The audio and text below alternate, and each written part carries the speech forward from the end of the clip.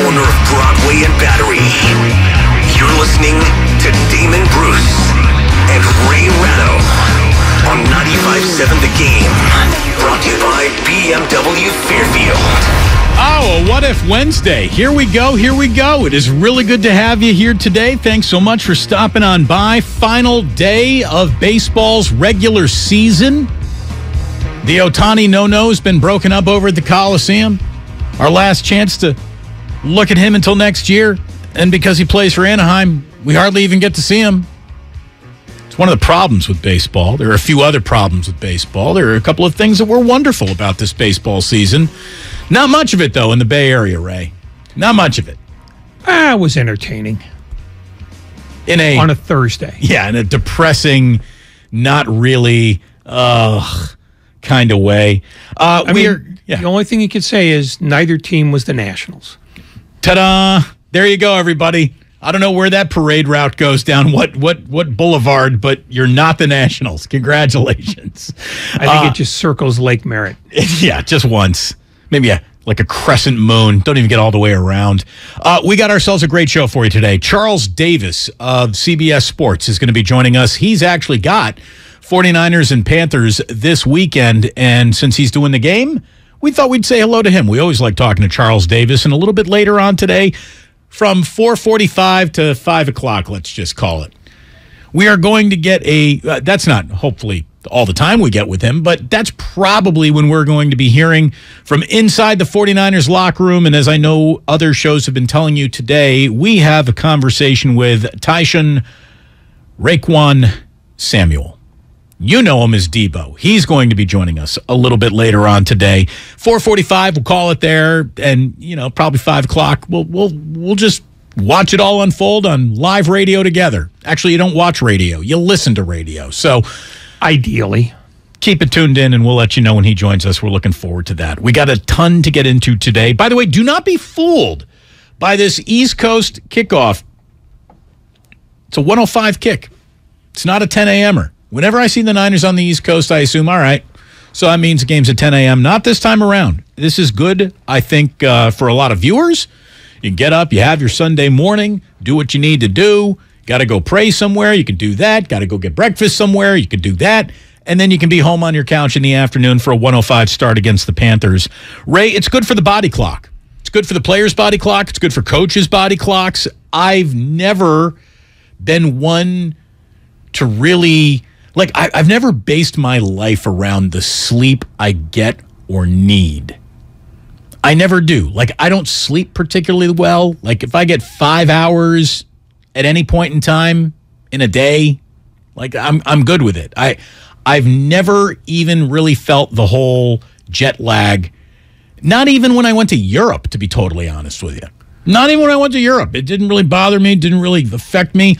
And it's never bothered me at all going from East to West Coast. 3 hours, especially if you're kind of picking them up, not putting them down. Doesn't matter if you're traveling west. But having your body prepared to play a football game at 10 a.m. on your body, I could see how that would be tough. There's no doubt. And it used to be a crippling statistic. Are the Niners on the East Coast? Are they playing a 10 a.m. game? If Mike Nolan was your head coach, you were losing that game. It was just that simple. Well, the NFL has tried, when it sends a West Coast team to the East, not to have them play both games in the early window. I think that's one of the reasons why Carolina is being played in the afternoon. At 4 or 5 for them. Right. It's one of the, because they found that West Coast teams playing back-to-back in the morning window, they feel it in the second game. The second game? I don't know why, but that seems to be the historical lean. Well, that probably has an awful lot to do with why the Niners decide to set up shop at an undisclosed location, except they do disclose it. They're staying at the Greenbrier once again, which I'm guessing is a lot nicer than Youngstown, Ohio. And it's a formula that they've been using since Kyle Shanahan basically became this team's head coach. Has it caught on with any other teams? Are there any other West Coast teams? I guess this is like Seahawks, Rams, You could say Las Vegas if you wanted to. I think Arizona. the Seahawks have been doing this for a while as well. They do this as well. Their travel is worse than anybody else's. Anyone's. That's the price of living in the Pacific Northwest. Seahawks, Dolphins. That's as far as a trip can get in the NFL. Yeah. It's unless they ship one of them to Europe. Do we have another European game this weekend? I think we do. I think we're in that window where we're getting all these 6 a.m. games on your West Coast body clocks. So set your fantasy lineup accordingly, boys and girls. Giants, Packers. That's right. Giants and Packers coming up this weekend. So set your fantasy lineups right now. I know a few people. And when I say a few people, I mean hundreds of thousands of people got burned by that early kickoff. So stay abreast. We have an awful lot of interesting Week 5 nuggets, and we need to start preparing. I mean, Week 5 technically begins, in 24, 27 hours? If you really wanted to get it all the way to kickoff, it begins soon. So we got Week 5 right around the corner. We got ourselves a 2-game road trip to talk about. Deebo Samuel as we get into our 5 o'clock hour today, and Charles Davis has got the game, and we're going to talk to him. Ray, last night it happened. While we were talking to Peter King, Aaron Judge, he hit his 62nd home run. I don't understand why more people can't just kind of be like you and me, which is maybe a big ask, maybe an ask we shouldn't make of a lot of people. But nobody should be like me. I shouldn't be like me. That's fair. We are very much capable and able to appreciate what Aaron Judge has done without trying to strip him of a singular accomplishment that he has had, without trying to say, okay, give us a call when he gets past Barry Bonds.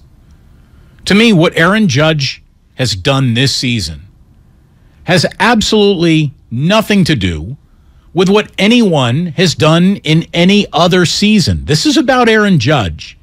And for everyone who wants to, and I'm talking about John Heyman, who wrote a column in the New York Post that we're going to get into a little bit today. As we looked at that, I mean, I wonder if John realizes that by not writing a column about Aaron Judge on the day that Aaron Judge hits his 62nd home run, but to rather write a column about all the cheating that had done before Aaron Judge was digging in for any at-bats at any point in time this year, it just seems so short-sighted to me. It's so narrow-minded. And it's factually incorrect to say that baseball has a controversy about who should be the all-time home run leader.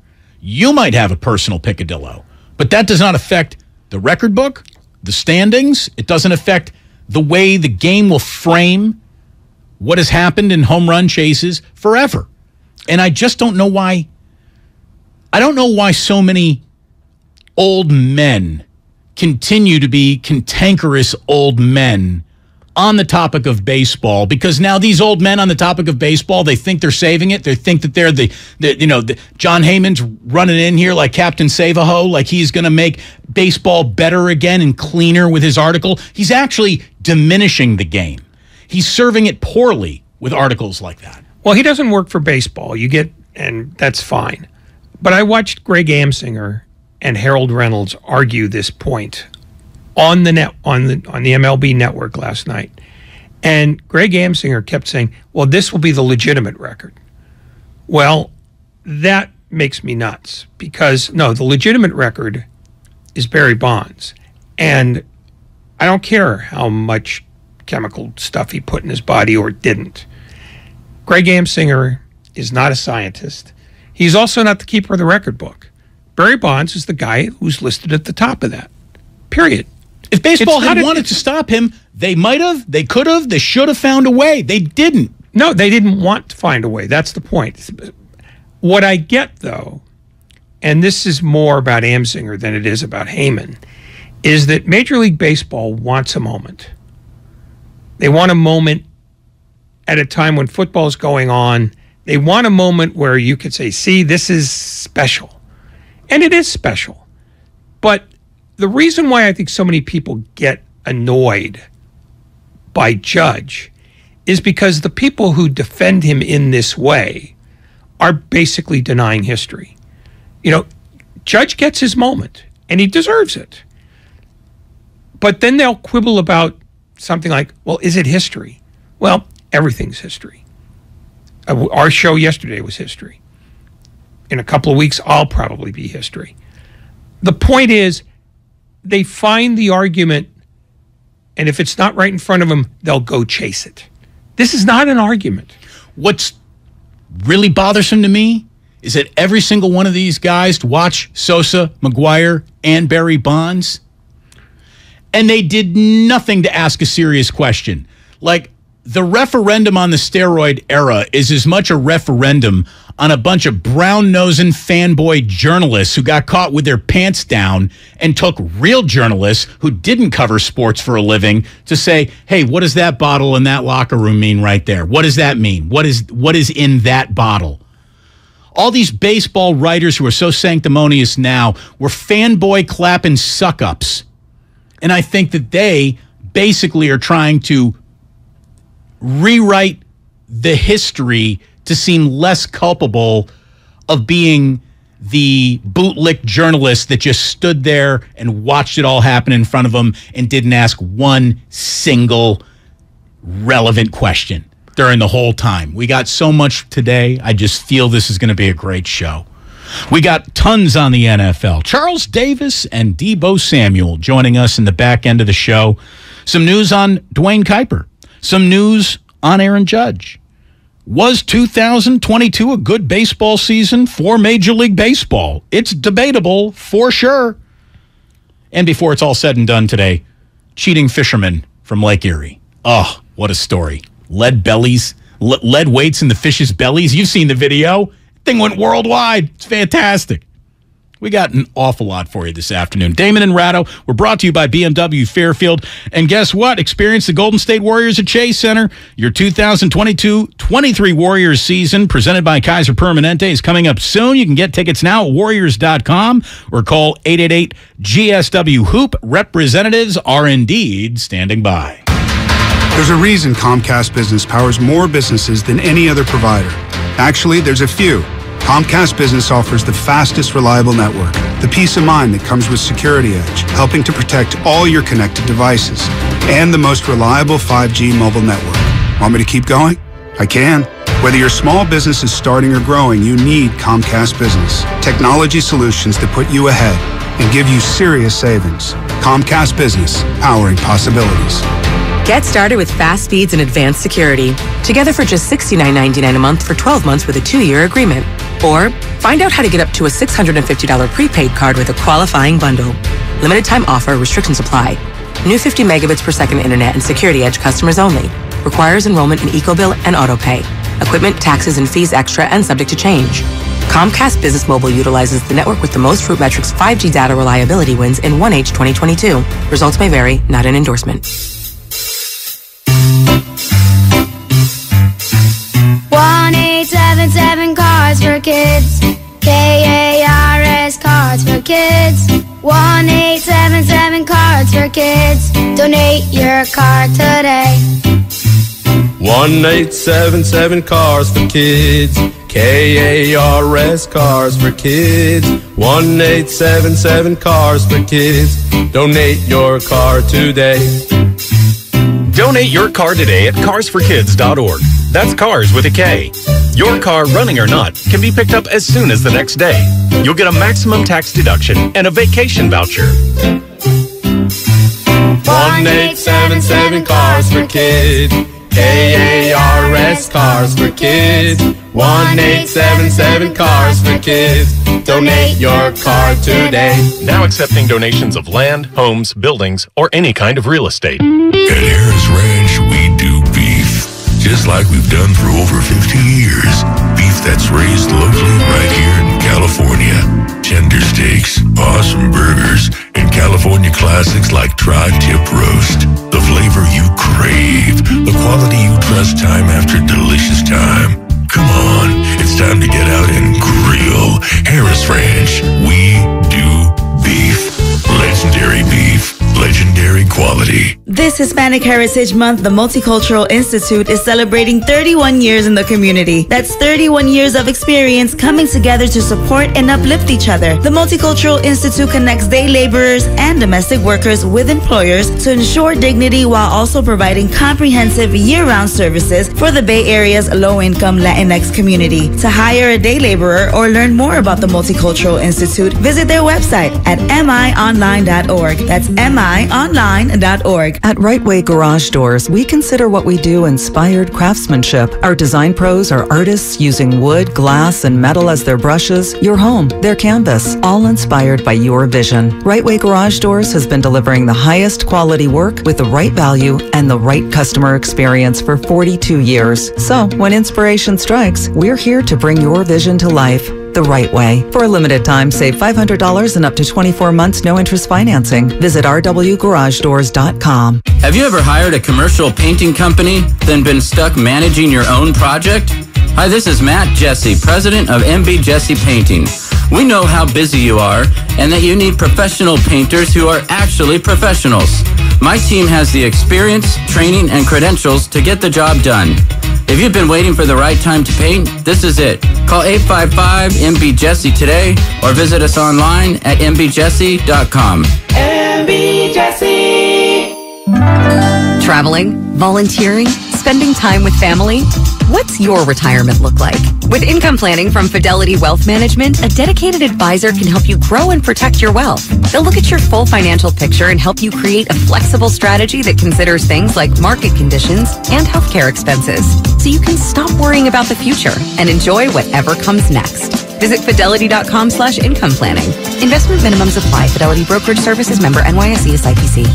Kansas City Steak Company, another AmericanEagle.com success story. Started in 1932 as a family-owned butcher shop, today they're a leading distributor of superior all-American steaks delivered right to your door, ready for the grill and your taste buds. When it came to their website, an average site wouldn't do. They chose AmericanEagle.com to take their website to the next level. With a dramatic increase in competition and a softening market demand, they had two challenges: improve their brand presence and message, and produce a positive return. AmericanEagle.com got to work and executed usability studies and detailed audits of site experience, digital assets, and marketing. The result? An integrated digital marketing and customer experience plan, organic traffic increase of 20%, and a long-term roadmap for success. If you love great steaks, go to kansascitysteaks.com for website design, development, and online solutions that bring efficiency and results. Visit AmericanEagle.com. If you need a results-driven website, call the team at AmericanEagle.com at 877-WEB-NOW1. That's 877-WEB-NOW1. You might not have the biggest garage on the block, but with eBay Motors, there's 122 million parts right at your fingertips. Whatever you need, there's something that fits your vehicle. Air filters, tires, seat covers, and more. Get the right parts at the right prices. ebaymotors.com. Let's ride.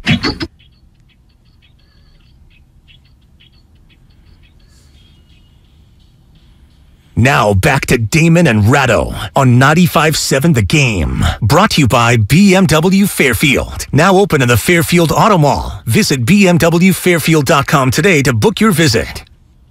So everybody's got their go-to meal at their favorite restaurant. Butcher Boy heads back into a restaurant for one of his go-tos, presented by Trimark. Check out Joe Shasky's visit to 00 on 957thegame.com. That's Dopa Zero.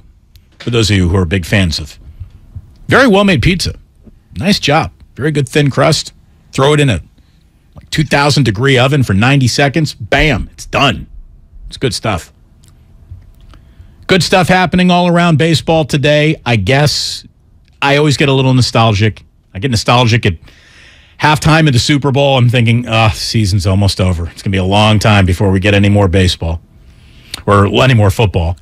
And today, I'd say it's going to be a long time before we get any more baseball, but really just Bay Area baseball because neither of these teams qualified. We got ourselves 4 baseball games starting on Friday. We got playoff baseball. I mean, you can have a cup of coffee and wake up with the Rays and Guardians at 9:07 a.m. on ESPN as that AL wild card game gets underway. It's going to be Phillies Cardinals a little bit after that, Mariners Blue Jays. That, by the way, that's probably your best series. Oh, yeah. Mariners Blue Jays could be... I dare you to predict the outcome of that one. I dare you. Toronto's a better team, and I think their pitching is roughly equal, but it's going to be the most fun because you get to see Julio Rodriguez and Vladdy Guerrero, who might be the two best young players in the game. It's going to be an awful lot of fun. Padres and Mets will be our nightcap for day one of That will be less fun. Postseason. Well, it will probably, we'll see who pitches all the way around, but that, take the under is the way that thing probably sets up. But we got ourselves a little baseball happening. Giants are out there right now. What do they got? What are they doing? They're up. Doesn't even matter. They're kind of laying down and dying. I guess the only question is, will they go 81-81? That's it. 81-81. Can they make it happen? Ohtani made his final start of the year today in Oakland. Kind of a cool moment, too. Stephen Vogt, who is retiring, has homered in this game. He just hit a home run. Oh, here it is. What do you know? Vogt drives one. Right field. Did he do it? He did. Are you kidding me? Let's go! NBC Sports California. Ken Korak seems a little overworked. Glenn Kuiper and Dallas Braden on the call there. What a great moment for Stephen Vogt. What a great moment for Stephen Vogt. Nice guy, likable guy. Everybody rooted for him. He, I guess, began his major league career. In his first at-bat, he hit a home run. If that's the last at-bat of his major league career, they call that full circle, boys and girls. Ohtani, my first question is, did Ohtani give it up? He did not. Vogt got Zach Weiss. Zach, yeah, he's into the bullpen. Ohtani last night got plunked. And as he went on down to first base, he saw Seth Brown, who was playing first for the A's, and he just looks at him and goes, tomorrow. And then a huge smile, obviously, like, I'm going to come and headhunt you tomorrow. I'm going to give you the old code red. Seth Brown had fun with it, too, saying, don't do that to me. Big smile. Shohei Ohtani is the best thing in baseball. Full stop. Like Aaron Judge, your 62 home runs are wildly impressive. There are some really good teams out there. There are some fantastic performances. There is nobody in this game that delivers more to this game and on the promise of how special he is every single time he either picks up a bat or throws a baseball. It's if you wanted to give Shohei Ohtani the MVP every year just based on what he does, you could, which is why I think the media really wants to give it to Aaron Judge this year, because you could give it to Ohtani all the time. Nobody does what he does. But it's not an award that operates in a vacuum, and that's the problem. The word valuable has always implied, what did you do to help your team win? And the fact is, the Angels didn't win enough. And people have criticized that award because of that component. Well, baseball could solve that by saying best player. Because I think at that point, Ohtani is now the prohibitive leader. I mean, he's a guy who plays every day and is in an important role every day. As the definition goes, and as it has always been applied, it's got to be Judge.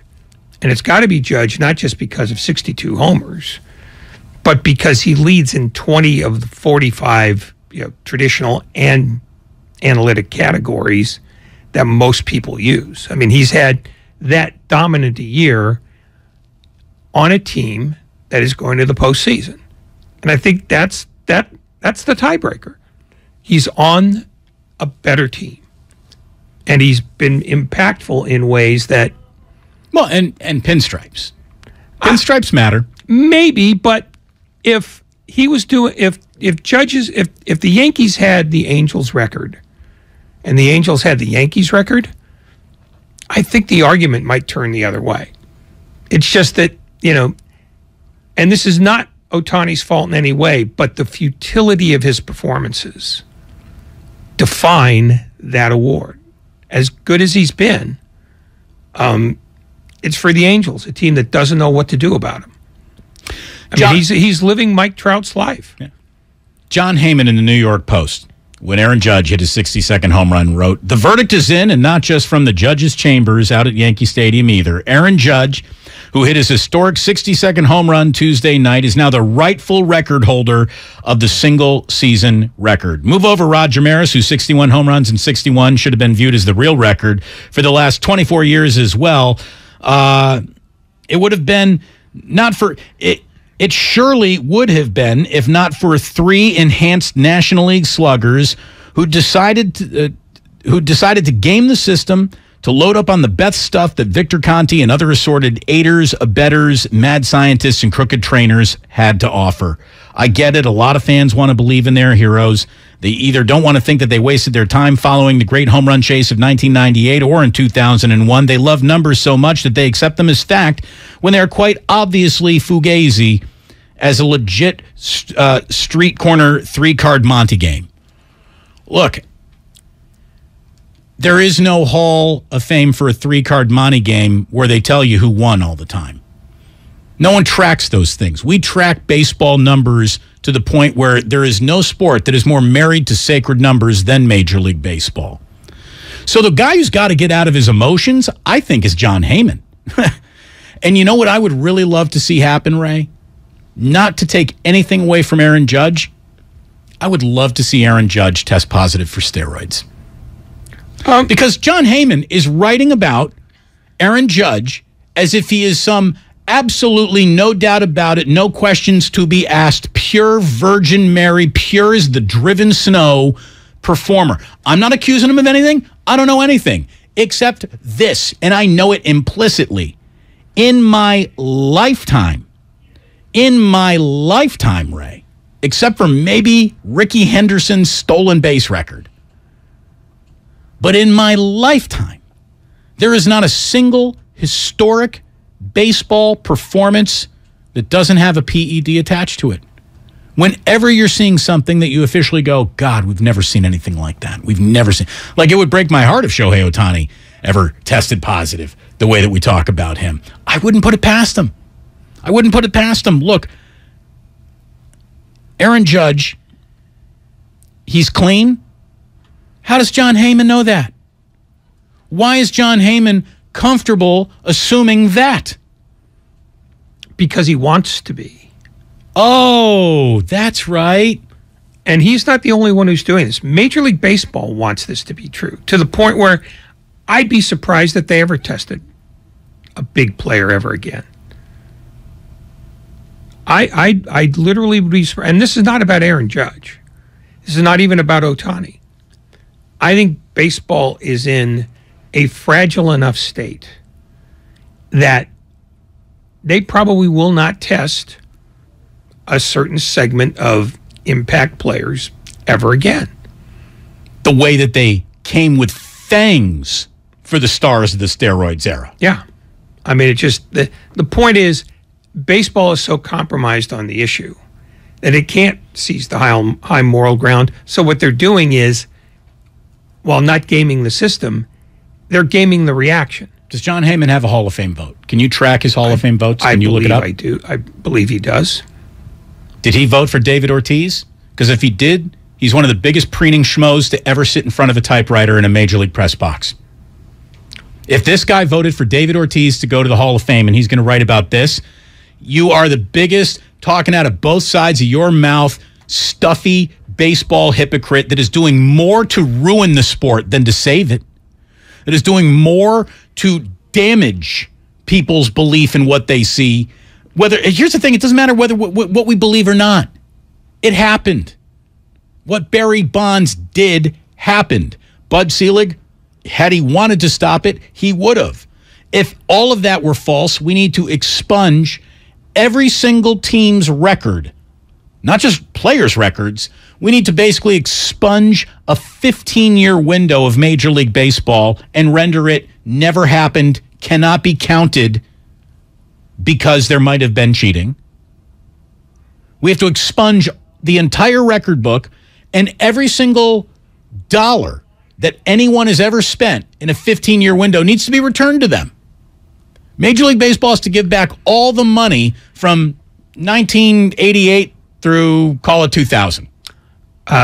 His vote for the 2022 was Bonds, Andrew Jones, Jeff Kent, Scott Rowland, and Curt Schilling.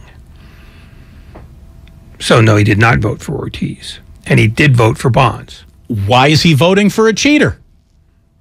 I don't know. The guy, I mean, make some sense.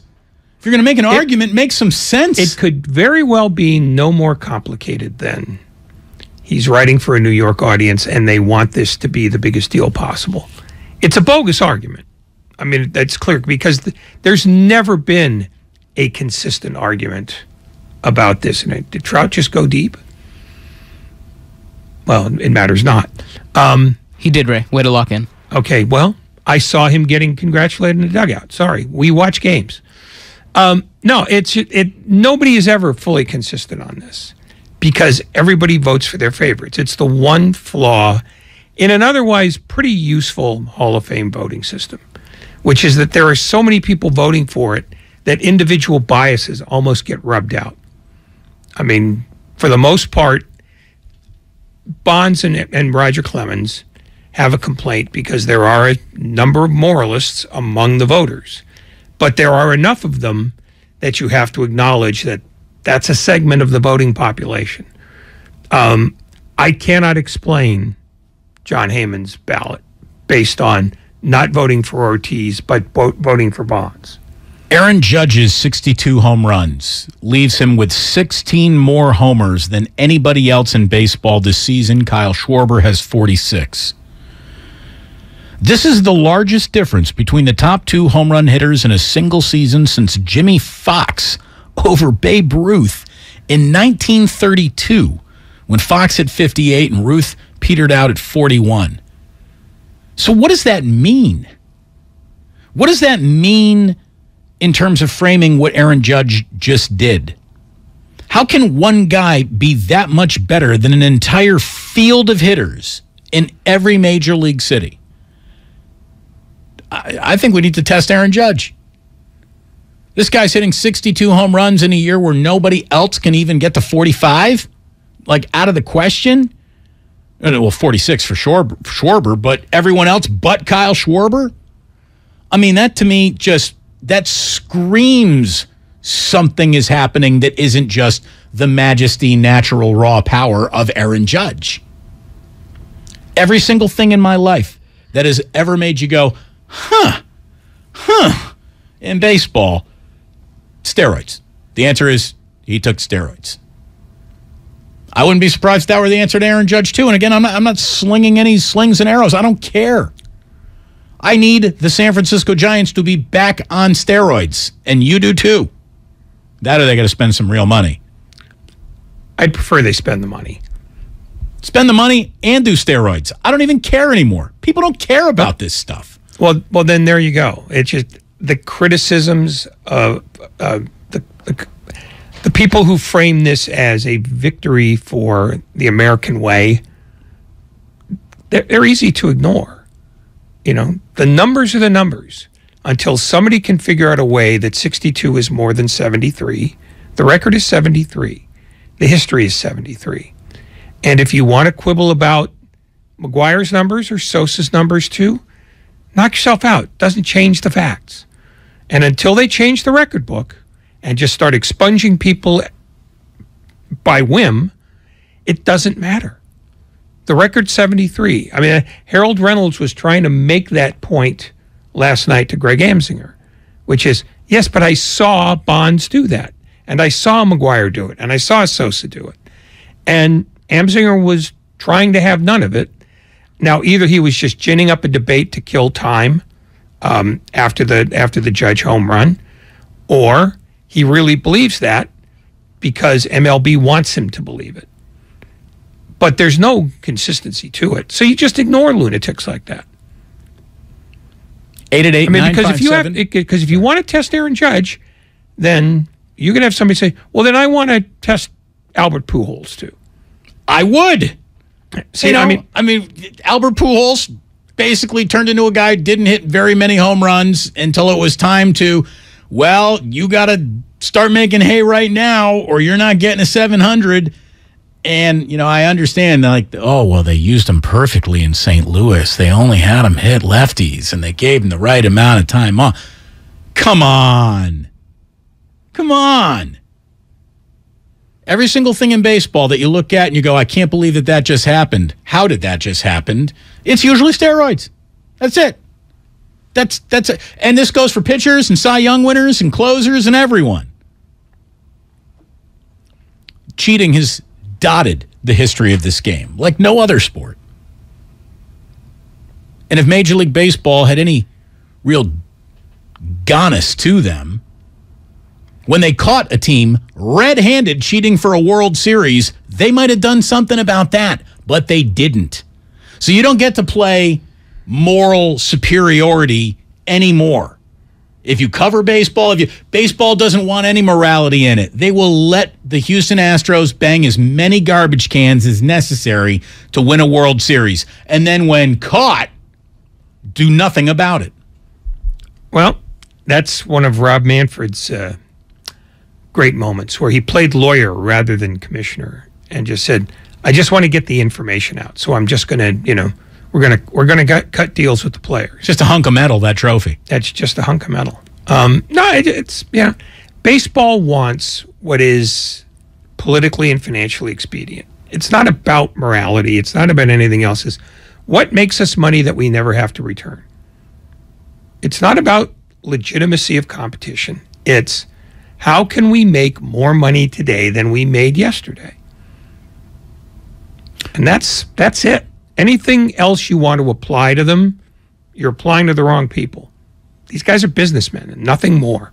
We're brought to you by BMW Fairfield, now open in the Fairfield Auto Mall. Visit BMWFairfield.com today to book your visit. Our number, 888-957-9570. This is Matt in Cupertino. Matt, you're on 95.7 The Game. Hey, guys. How you doing? Doing well, thanks. I want to ask you, if this year it was a Giant that hit 62 home runs and Barry Bonds had hit 73 for the Yankees back in the day, would you be arguing the opposite point? No. Today? No, I wouldn't. I look at it this way. Your presumption is, Damon, you're making this argument because you're a Giants fan. No, I'm not. I grew up rooting for the Cubs. So there you go. Has nothing to do with it. And I'll tell you right now, Sammy Sosa definitely turned his body through chemistry into a home run hitting machine, and his 3 seasons north of 60 in my mind are more impressive than Bonds' 1 year of 73 to go 60, 60, 60. That's incredible. It's incredible. There's no amount of steroids that you and I or anyone listening in our audience could ever take to hit 20 major league home runs, much less 60, followed by 60, followed by 60. It's insane. This has got nothing to do with who I root for, who I grew up rooting for, who I was a fan of. I'm talking about reality that I saw with my own 2 eyes. It's just math. 73 is more than 60. 62. It's more than 66. It's more than everything. It's more than every number except for 74 and above. It's a tedious argument because it's been going on for almost 2 decades now. It's people want their own piece of history. They want this to be the best thing ever. Well, it's not the best thing ever. It's a great thing. Take nothing away from Aaron Judge on anything he did this year. He was the best player on the second best team in the American League. And he did it in such a way that you have to look at his entire year and all the numbers he put up and go, that's a special season. Somebody says, why would you wish Judge come up dirty? Only so John Heyman has to write that article now. Oh, the guy who I thought was perfect and pristine, he so let me down, I'm so broken. Well, and that's the other thing. These are not morality plays. It doesn't matter. I mean, I don't want him to turn up. Excuse me. I don't want him to test positive because I don't care enough about the argument. I know what Judge did. It's an extraordinary achievement. It's a great year. Right. On or not on steroids. It's amazing that he did it. Yeah. That's the whole point. It's that this is not somehow better than a season that was clearly better. I mean, Bonds' numbers, his OPS was 1.379. I mean, Judge hasn't done that. It's the most ridiculous year ever. And it's okay to say that without diminishing anything that Aaron Judge did. This is Paul in San Jose. Paul, you're on 95.7 The Game. What do you got? Hey, guys. I completely agree with Ratto saying that writer wrote that article for New York audience. You know, it's a special thing for the Yankees, and they kind of want to protect that accomplishment. And to your point about being curious about Aaron Judge's, 62 home runs, is nothing different than the NFL sending a test to a kicker who hits 350-yard field goals, you know? It's curiosity, I guess. Well, except no one cares about field goal kickers. This is the Major League home run single season debate, which dwarfs, NFL kicking. But I hear you. Like, well, who was it? Somebody did something the other day. I can't remember what this was, but someone in sports. God, I really wish I could remember what this was, but they did something like extraordinary. Like no one's ever done that before, and they immediately randomly tested the guy. What was that? It just happened. Like we were laughing about it. Do you remember we were talking about this? It's escaping me. Yeah, it's escaping me right now too, which is maybe something I can figure out during a real quick break. But when we come on back, I can let you know that Charles Davis is going to join us at 4:15. Our focus is going to obviously go back to the NFL. That's what I know most of you came here for today. But we do have just a couple more things that are good baseball stories that I would like to see actually happen.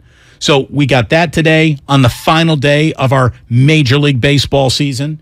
And we are brought to you by Fremont Bank. Full service banking, no compromises. Get ready for some Monday night football fireworks. I'm Erin Hawksworth, here to help you beat the books with BetQL. The Raiders finally got a win, and now they head to KC to face one of the top offenses in the NFL, the Chiefs. The BetQL model likes over 51 in this AFC showdown. They have the over as a 5-star best bet. They think the number should be 54. I'm Erin Hawksworth. Bet smarter, beat the books. Download the BetQL app today.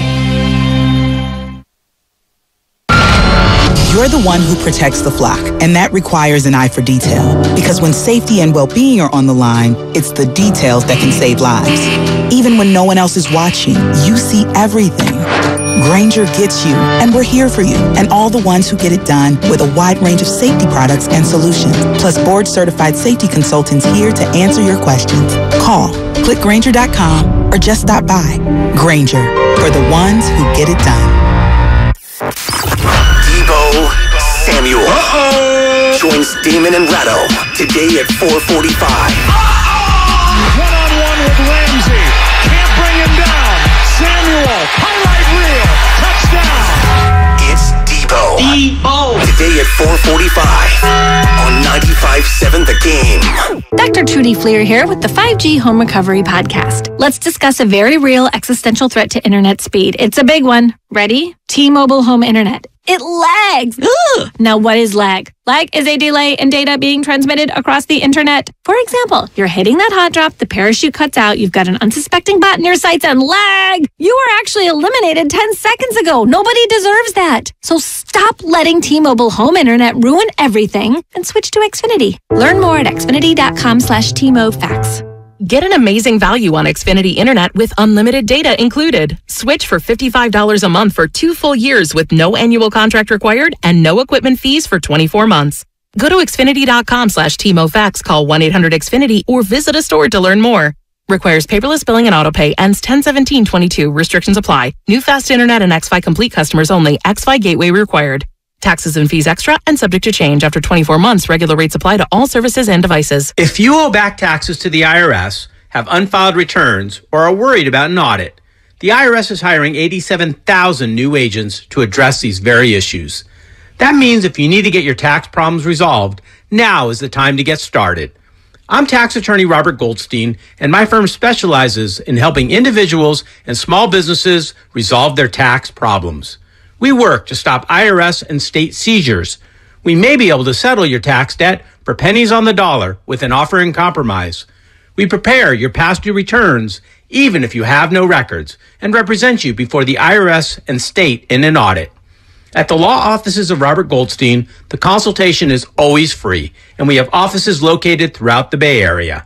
To schedule your free consultation, call 1-888-TAX-EXIT. That's 888-TAXEXIT.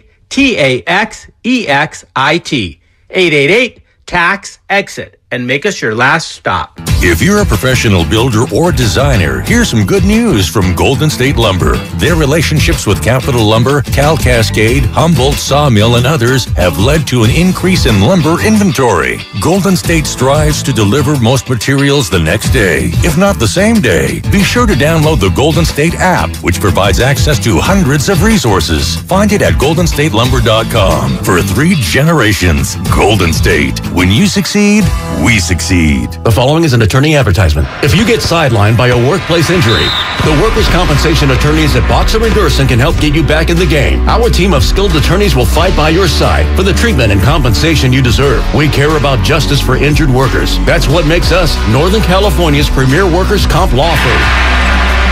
Call Boxer & Gerson at 510-345-2341 or visit boxerlaw.com for a free consultation. Boxer & Gerson, your life is worth the fight.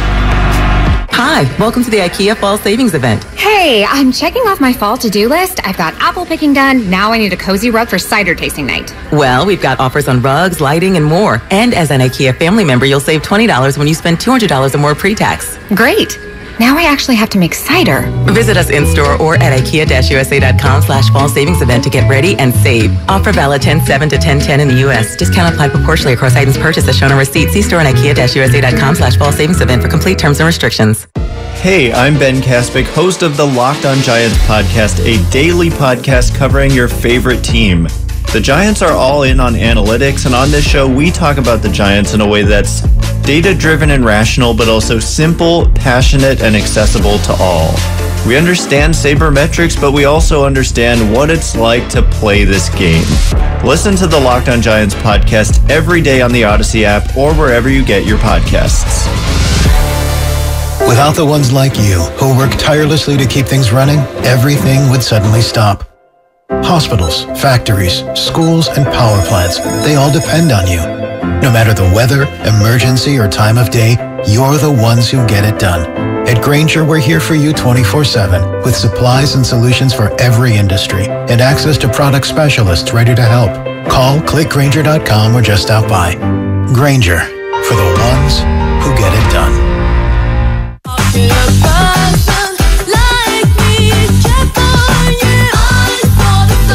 For Butch's Coffee. For EJ's Sandwich Shop. For Springfield Family Dental. Every day, Staples helps every kind of small business create bold signs that sing. And now get $10 off custom signs, banners, and posters when you spend $50 or more. Ends 12/31. Visit staplesconnect.com/thisisyoursign for details.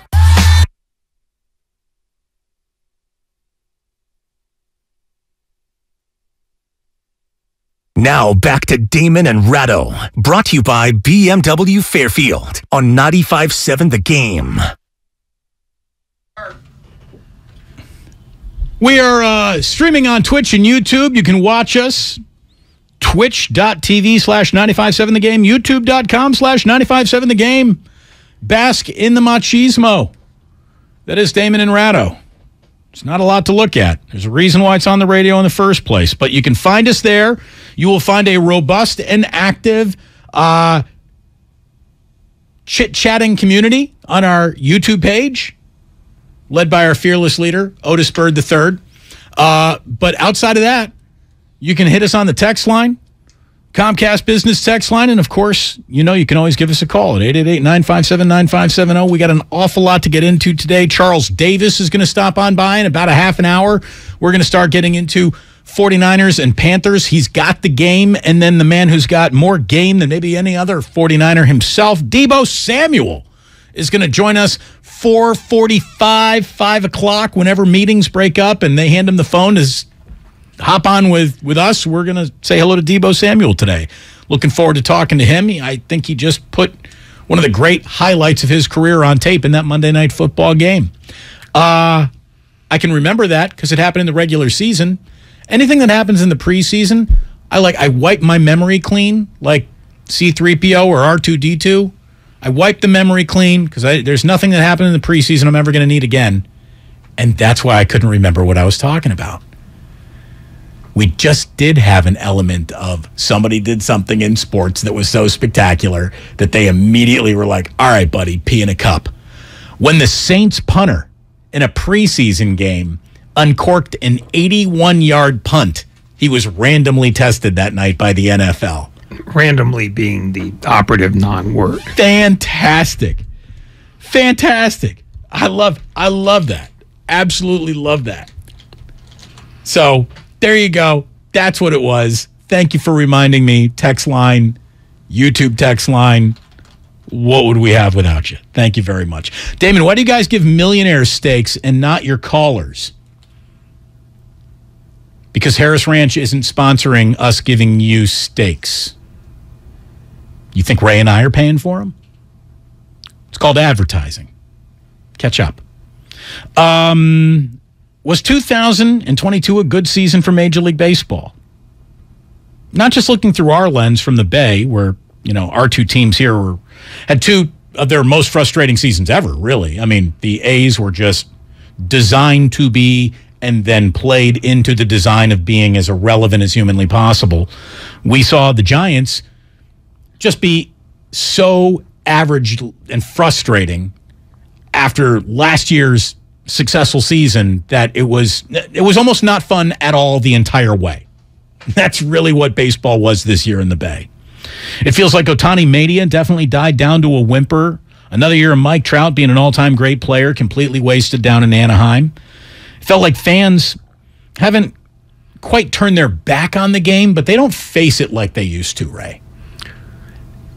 No, it's not. Look, it's no longer it's not the centerpiece of sports in America.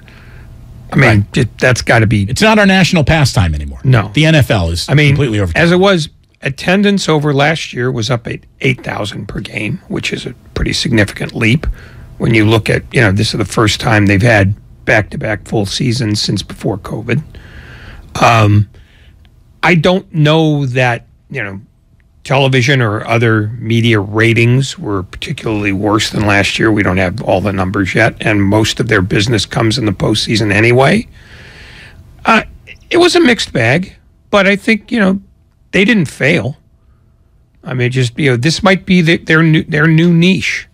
I mean, they might have to accept the fact that they are still the second most popular sport in America, and that's just how it's going to be.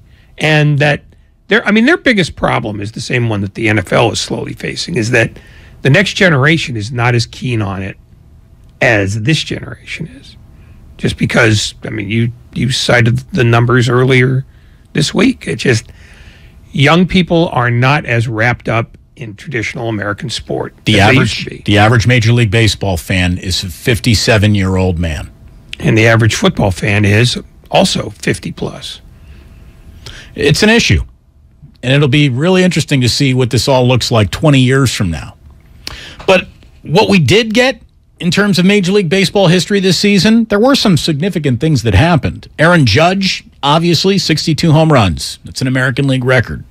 Albert Pujols joins the 700 home run club. Molina and Wainwright became the all-time pitching battery, catcher's battery, more starts together than any other pitcher and catcher. Miguel Cabrera got to 3,000 hits. The Mariners ended a very long playoff drought. The Phillies ended their playoff drought. The Dodgers, did they win again today? What are they doing? They're ahead. They are not. That game's not yet done. Do they have a chance to come in at 112? Yes, they're up 6-1 in the ninth. Okay, so the Dodgers might finish only 4 wins short of the greatest win total in Major League Baseball history. And maybe in the best thing that happened, the Pirates actually got no hit and won a game this year. So let's add that to the list of what happened in baseball this year. And there's one other thing that's going to be happening that could involve Bay Area baseball fans. Certainly an element of Bay Area broadcasts that Bay Area baseball fans really care about. Last night, Ray, I went out of my way to watch a totally meaningless throw-it-away Giants and Padres game only because it was my last chance to have a little Kruk and Kipe on in my house. I think those guys are just the sound of summer. Kruk and Kipe are incredibly welcome as noise in my home.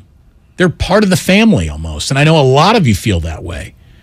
John Miller and Dave Fleming, obviously, are incredible at what they do, but there's something about Kruk and Kipe The two of them as a team together that just, it's fantastic. It's one of the best baseball broadcasts there is. We're very, very lucky. Well, Dwayne Kuiper is a broadcaster on the ballot for the Ford C. Frick Award. He is among the 10 finalists. My question is, why isn't Mike Krukow?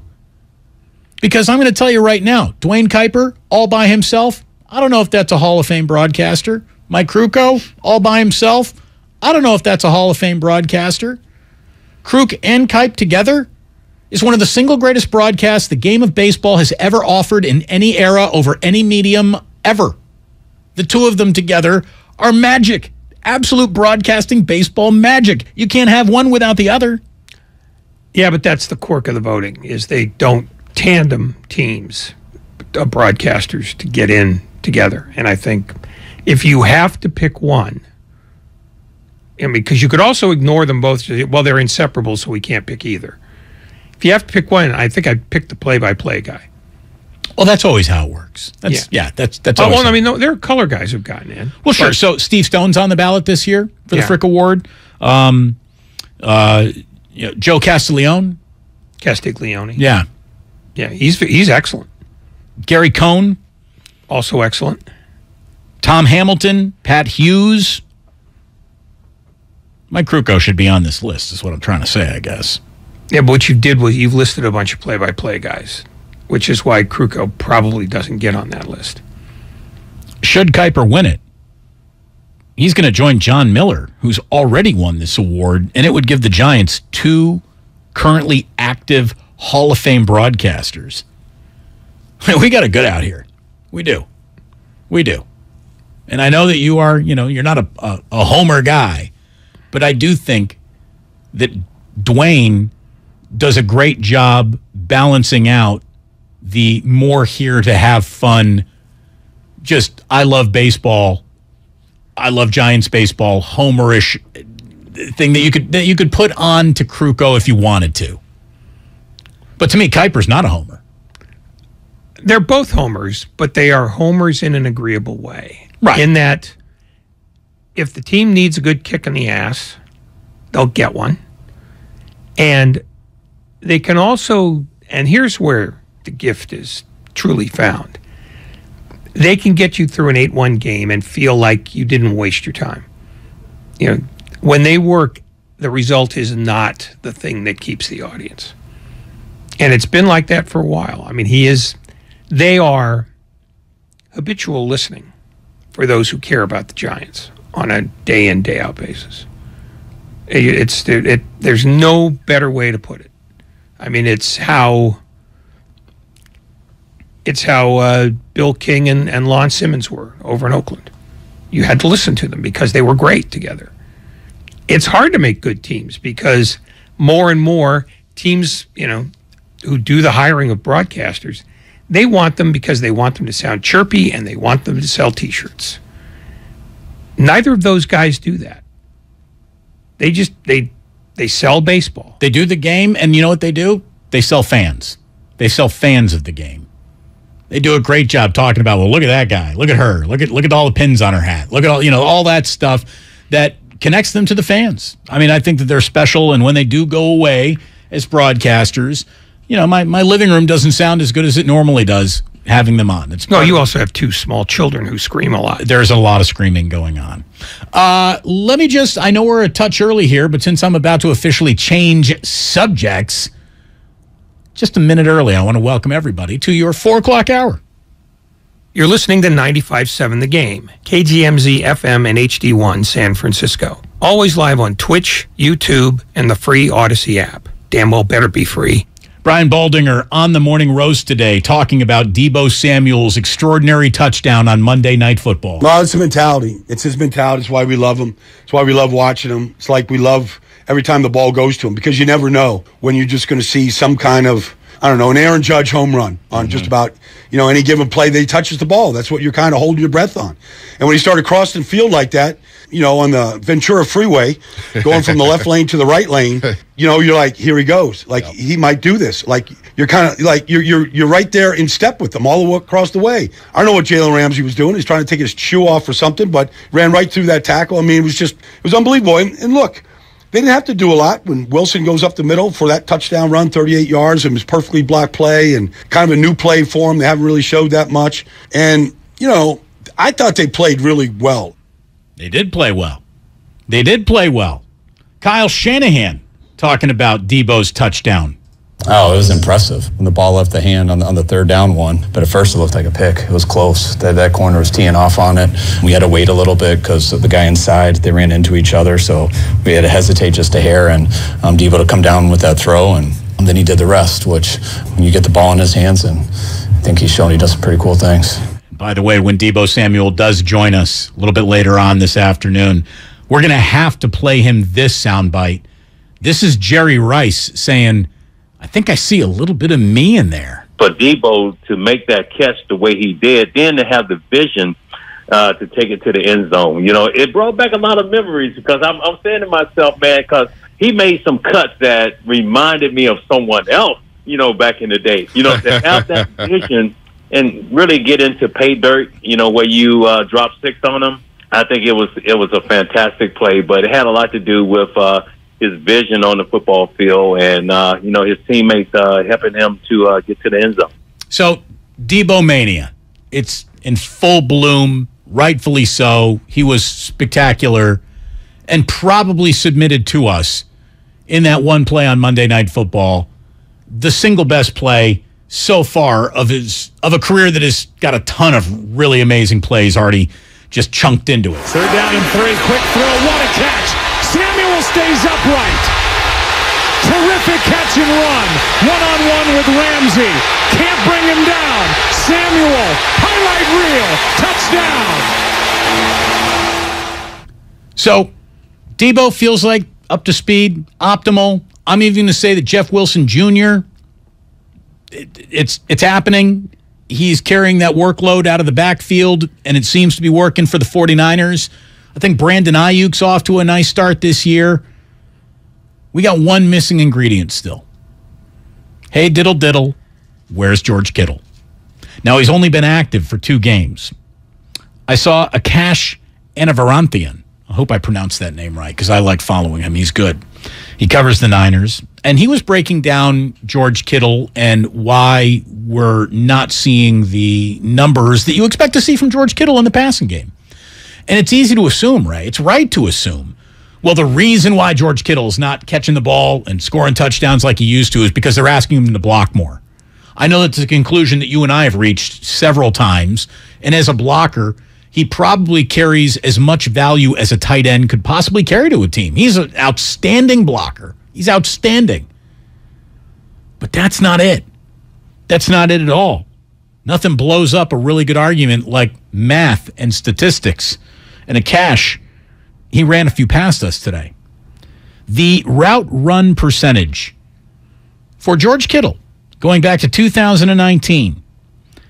In 2019, he ran routes on 78.5% of his snaps. In 2020, it was up to 83%. By 2021, it was 83%. And last year, it was 86% of the snaps that George Kittle was out there for. He ran a route.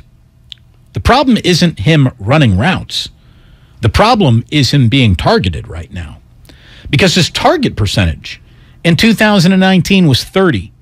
And then in 2020, it was 28. Then in 2021, it dropped to 22. So far, through 2 games this year, he is being targeted 15.4% of the time. George Kittle is a massive afterthought in either his own quarterback's mind, or he's not coming open like he used to, or teams are just taking him away in a way that they've got him now figured out. I can't explain it. This is a guy who's had 2 1,000-yard seasons before the age of 26. And then all of a sudden, his lack of targets is starting to define him as much as his ability to block. I don't understand why a coach like Kyle Shanahan, in the way that he calls a conservative game, doesn't like to risk the ball, married to a quarterback who is either in, design or execution, an underneath first, second, and third type of thrower. He just looks for underneath stuff. I mean, all of Jimmy Garoppolo is basically 20 yards and in, which feels like tight endville to me, especially in between the numbers. That's tight endville. Why do you think George Kittle has sort of vanished from this team's weekly passing attack? Well, I think you covered it. I think other teams don't want him to be running free at any point. So I think they hold him up at the line when he wants to get off, and I think they will put a good cover guy on him as opposed to whatever safety happens to be laying around. I mean, it makes no sense for Kyle Shanahan to say, yeah, we're not going to use him anymore.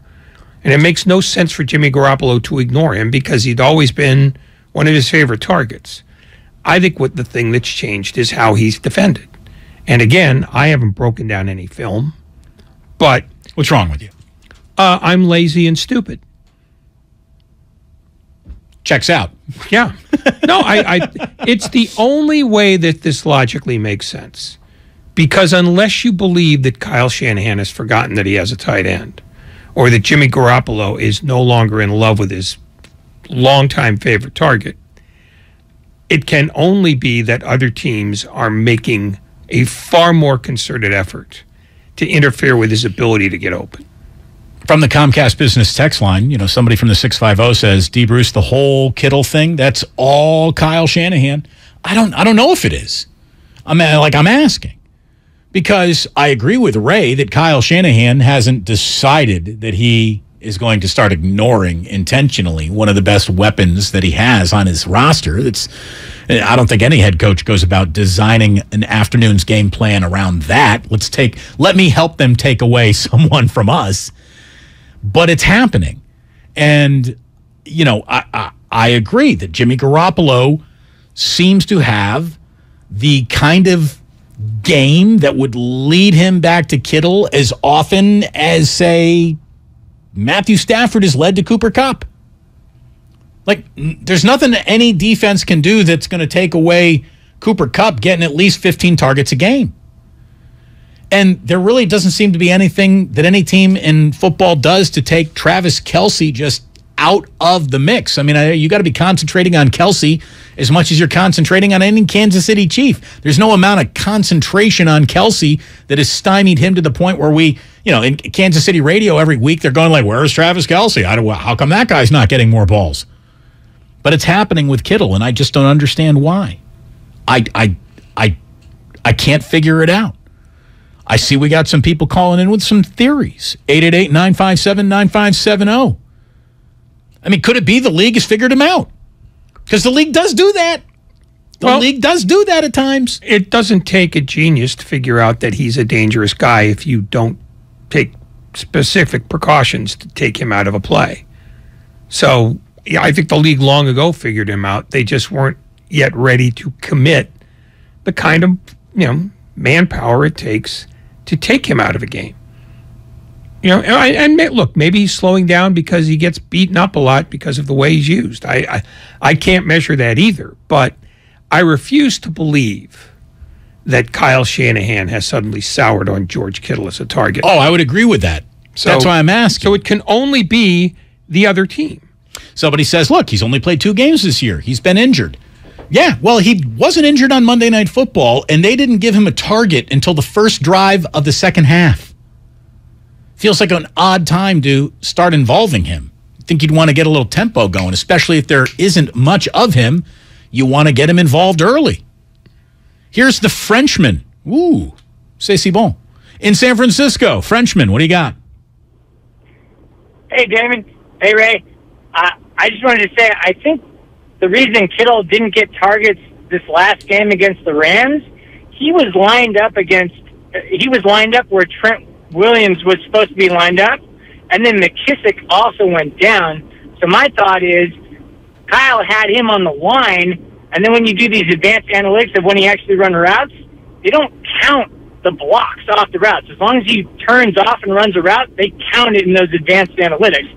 The entire game, if you watch him, he's basically Trent Williams. Well, no, but here's the deal. So he's played only 2 games this year, And in the 2 games, his route run percentage is 86.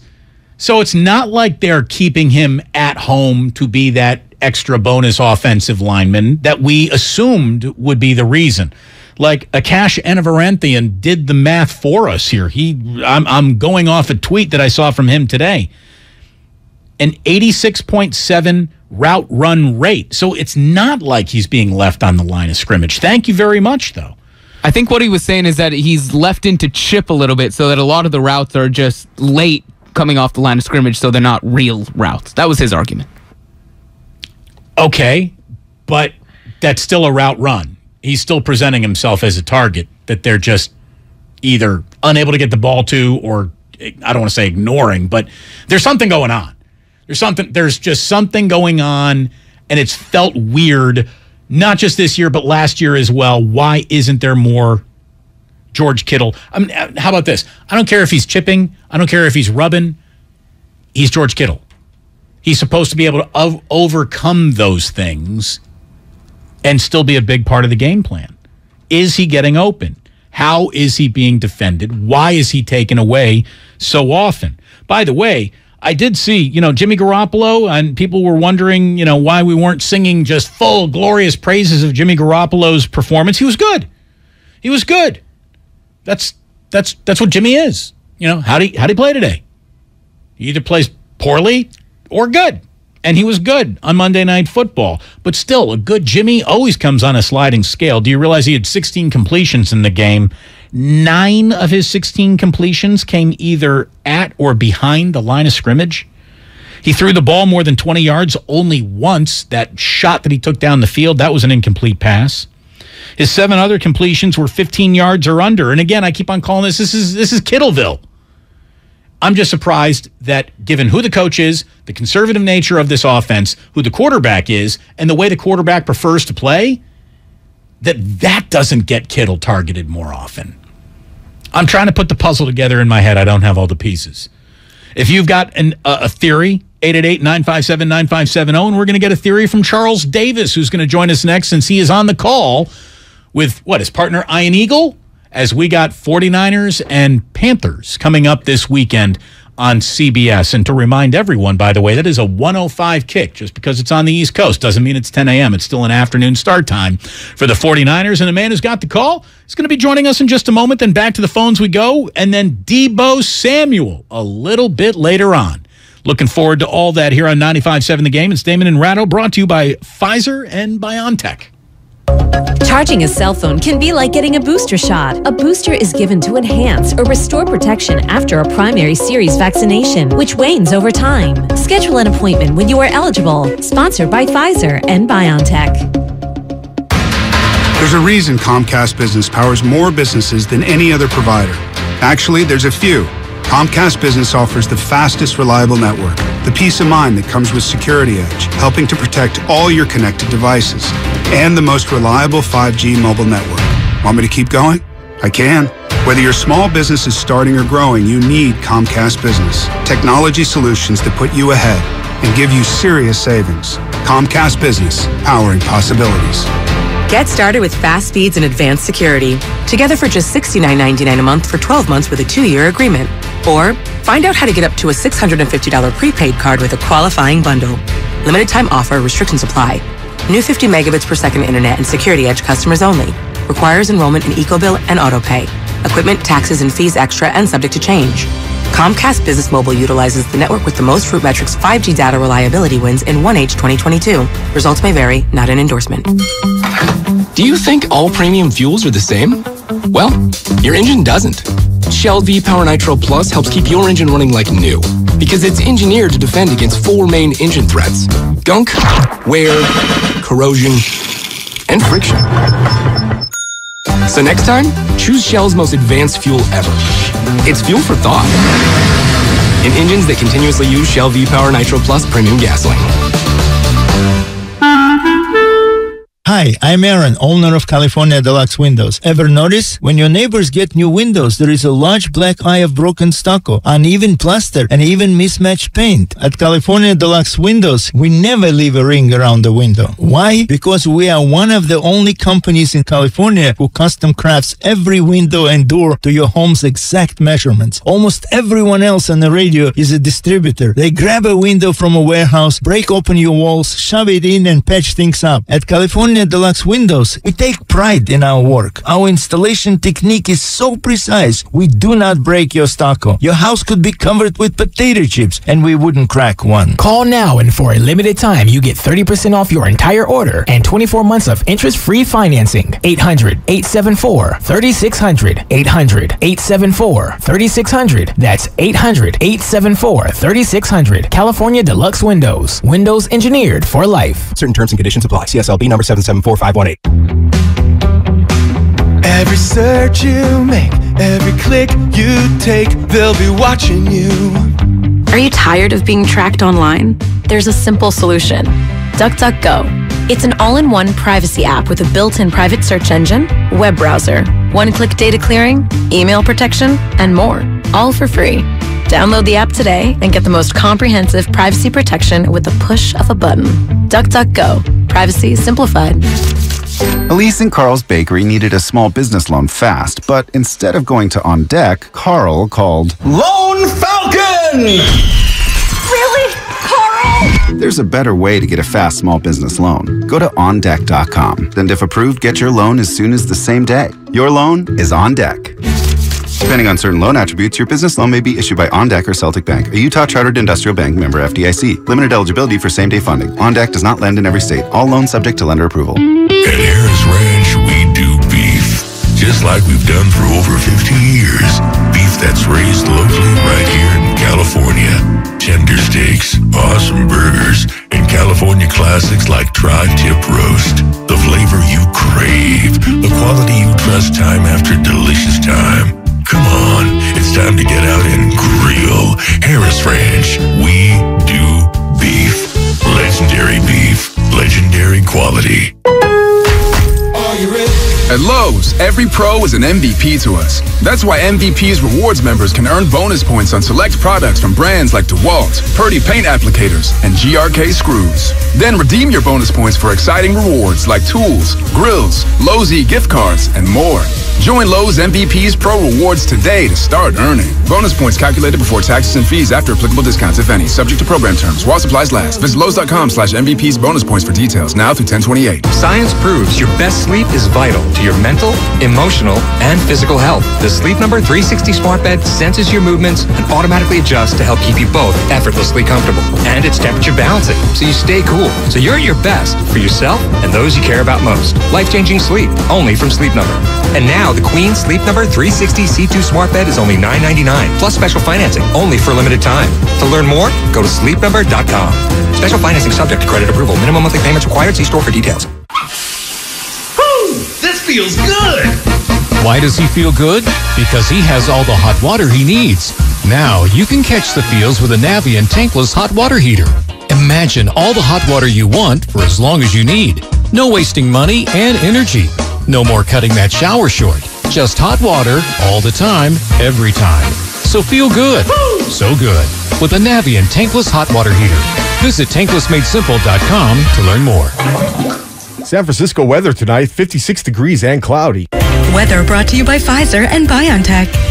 Whether it's the news, the traffic, the weather, or your COVID-19 vaccinations, it's important to stay up to date.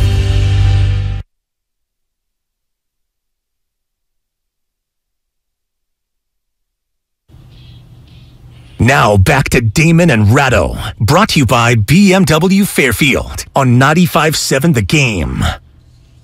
Week 5 in the NFL.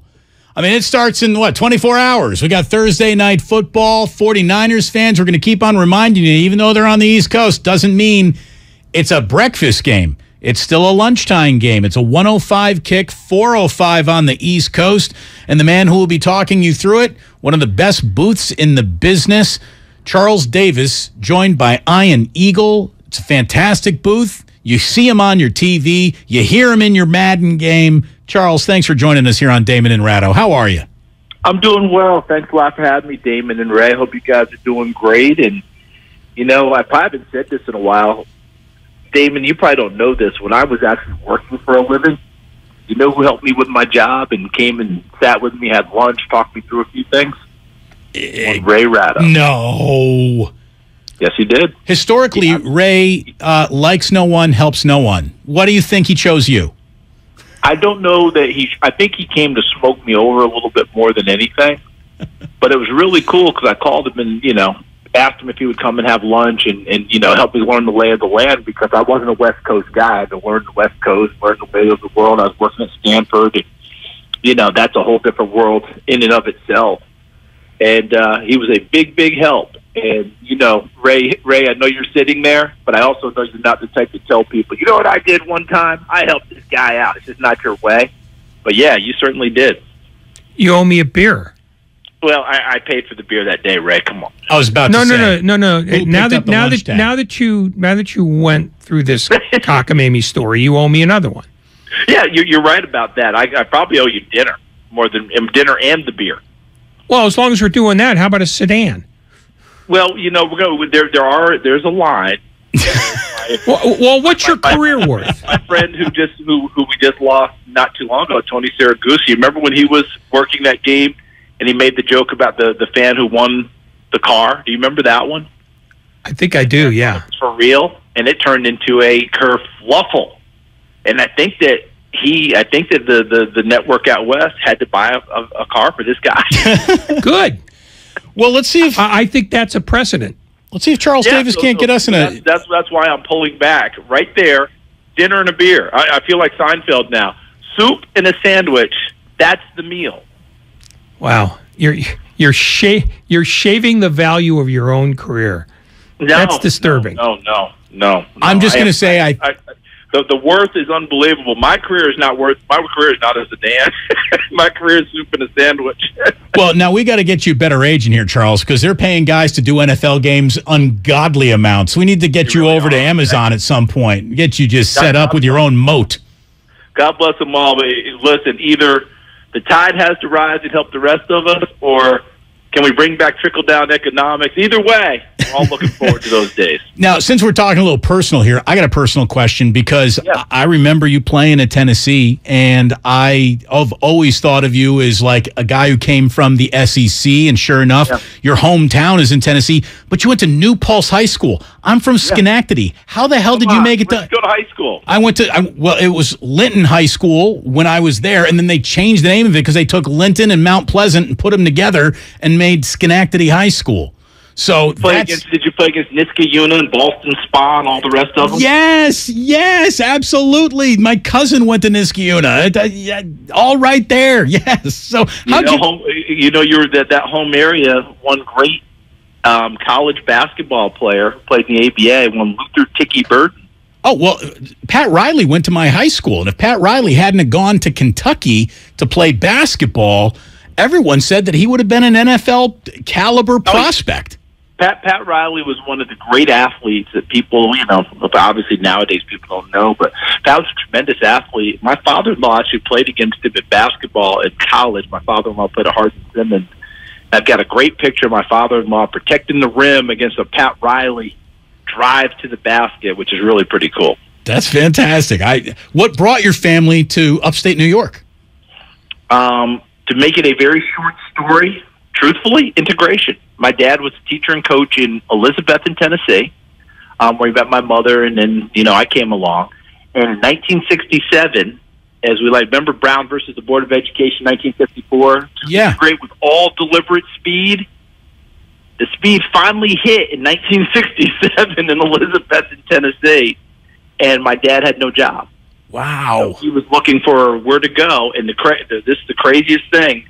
It came down to Cincinnati, Ohio, or New Paltz, New York. And my dad's originally from West Virginia, and I asked him years ago, I said, okay, I got to understand this.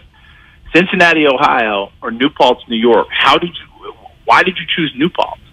And he said, I was a country kid from West Virginia. All I heard was New York. And he thought everything in New York was like New York City. Next thing you know, it's just a can of Genesee cream ale sitting on a wooden table, and you're like, what the hell are we doing? We're in New Paltz, New York, and I promise you guys, between 3,000 and 4,000 people when we got there in 1967. So that's a little bit different than the bright lights in New York City.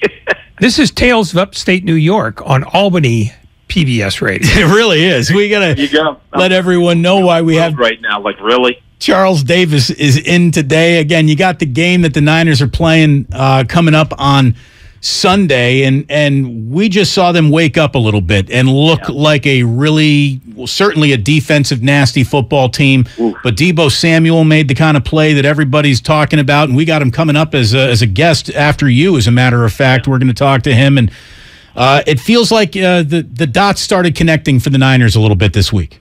I don't think there's any question about it, and look, I saw where Jimmy G, and I can't wait to talk to him this weekend because, we're lucky enough we talked with a few players before the game, right? And, you always talk to the starting quarterback. I am really eager to sit there and say, tell me about that throw you made that Deebo took to the house. Because I've seen where he has said, I threw it to where either Deebo caught it or no one. And I've watched it a few times, and I don't believe that. I don't either. I don't believe that. I think Deebo took away an interception is what he did. Better to be lucky than good. You're darn right, and made it into a Deebo play. And, look, when he hit the scene and really started to emerge, we all started playing with, the Finding Deebo type of a theme. I'm not going to sit here and act like, it was an original thought like John Nash. And everyone is trying to find a Deebo-type player. He has changed how things have gone. I'm really glad that the narrative is back out there that this kid just loves to play. Because you remember during all the contract stuff, it was, he doesn't want to carry the ball anymore, and he doesn't want to take the hits. He just wants to be a receiver. And it turns out that really wasn't the case. What makes him who he is the ability to do all those things and be as physical a player as he is, and we're all looking for that guy. Cordero Patterson had to go and become a tailback to find his bliss in the NFL. He would have been a Deebo-type player at a different package and a different build, right? That would have been him. But everyone's looking to find that guy. Tyreek Hill is kind of like that because of his build, and you could have used him more if Kansas City had wanted to. Will Miami do more of that? Jamar Chase is going in the backfield for Cincinnati, doing a lot of things, as well as running those jet sweeps and what have you. Deebo Samuel has sparked a real change in what we're doing things. And I've been asking around the league, wide receiver runs are part of offenses now. And it used to be a total change-up.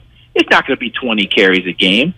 But 3, 4, 5 carries a game from wide receivers is not uncommon no matter what game we're watching now. And I think Deebo Samuel is a big part of the reason why.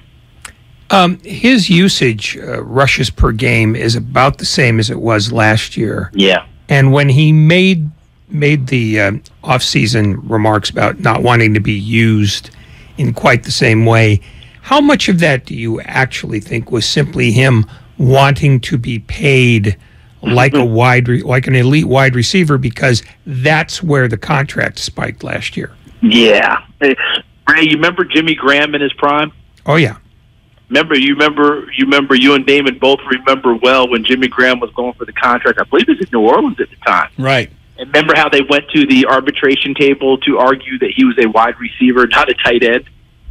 I think he lined up in the slot more than he did on the line that year, so he had a good case. So they brought that to the table and said, no, you're playing him like a wide receiver. We're counting him as a wide receiver. He should be getting wide receiver money. I think this is an analogy, right? If you're Deebo, hey, look, you got to take these runs out of it because all it's doing is driving my value down. You aren't trying to pay me like I'm a combo guy. You need to pay me like I'm a WR1. But it didn't mean he didn't want to play combo. He just wanted to get paid like it. I think, Ray, I think you're all over it myself. I'm in your camp on that one. Charles Davis joining us here on 95.7 The Game. As the Niners feel like they have reaffirmed what their identity is as a team, the Carolina Panthers are still searching for answers to that question. And Baker Mayfield, who they thought would help them find that answer, is not settled in and hit the ground running the way that Matt Rule probably hoped. And Matt Rule now is, as much in a coach on the hot seat discussion as any coach in the NFL. As you start preparing for the Carolina Panthers, tell us what kind of team you think the Niners are going to run into. Well, they should run into an extremely angry team. They should run into a desperate team. And in most situations, being desperate is not a good thing, but in sports, being desperate can be a great thing. And to me, that's where the Carolina Panthers should be, because they've blown the so-called manageable portion of their schedule. You go back and look at who they started with, who they were playing. Those were games that you said to yourself, this is, if we're going to get off to the start we expect or want, this is the way to do it. We had Cleveland at home. They let that get away. I mean, the Giants, before we thought the Giants were 3-1, but even though they're 3-1, was that not a game that you go into thinking you have a very good chance to win? The crazy part is they beat New Orleans, and in preseason, I know I was one of the people who thought New Orleans would be a really strong contender to the NFC South. So it's a very strange look for them right now. And this is the first time, and I've covered Baker Mayfield since he was in college, since he went to Texas Tech. I was doing a lot of college football then. It's before I really got into the NFL. This is the first time that the Baker Mayfield chip on his shoulder, the size of a boulder that Sisyphus has been pushing up a hill, is not working for him. The first time.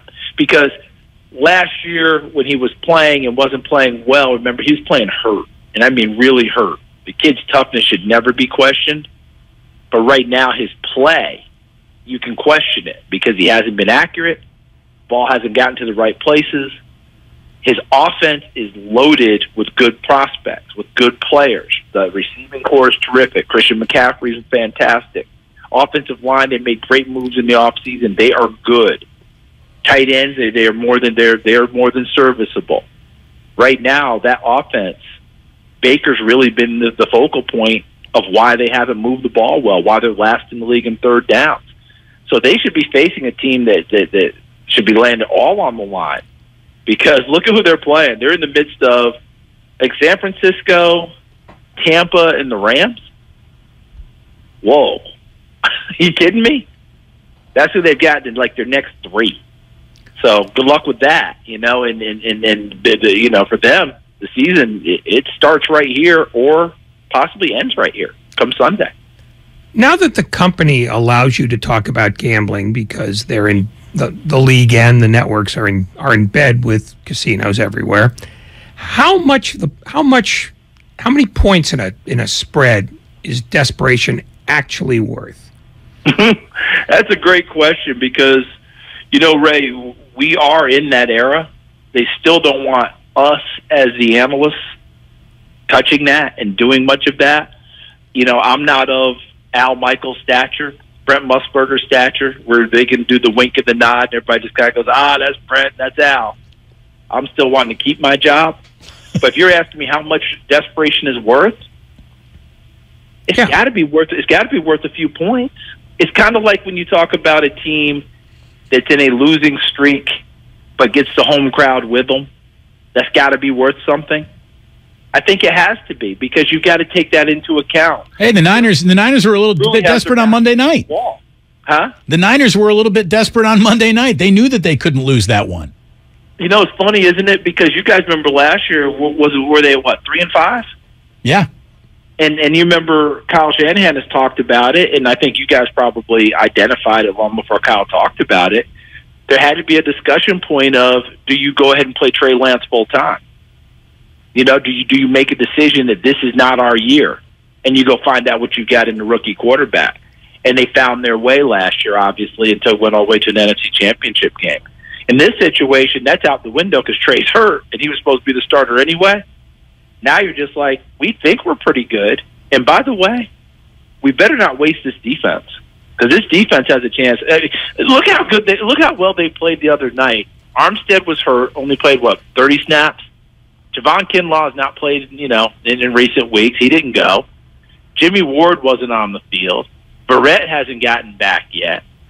They are playing at an extremely high level, and they don't have everyone perking yet.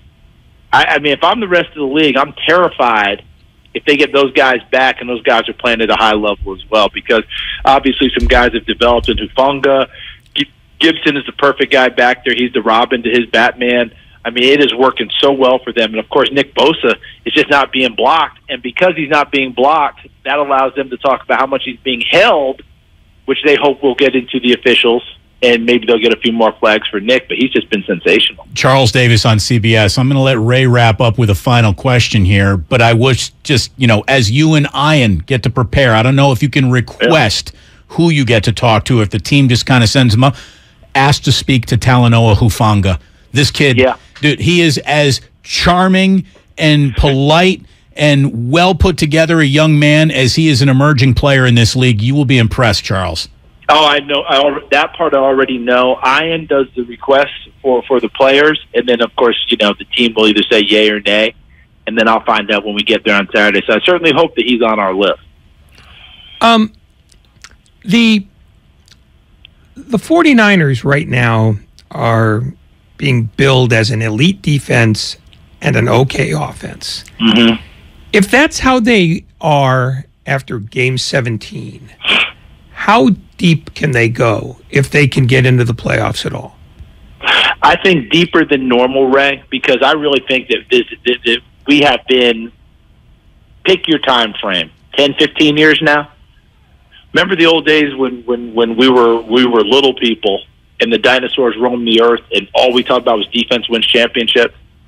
And that turned out to be a little bit more of a myth as we got older. It got to be defense would prevent you from winning championships if you didn't have enough to get a stop or two when you needed it. That's kind of where we were. Offense is where it was happening, and you better make sure that's tuned up. I feel like this is a year that defenses can have that kind of impact again. And the 49ers are certainly that team. So I think that they can make a big run. Now, here's the issue. Will that offensive line be healthy enough down the stretch?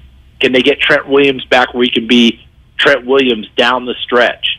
If they can do those sorts of things, running game keeps going.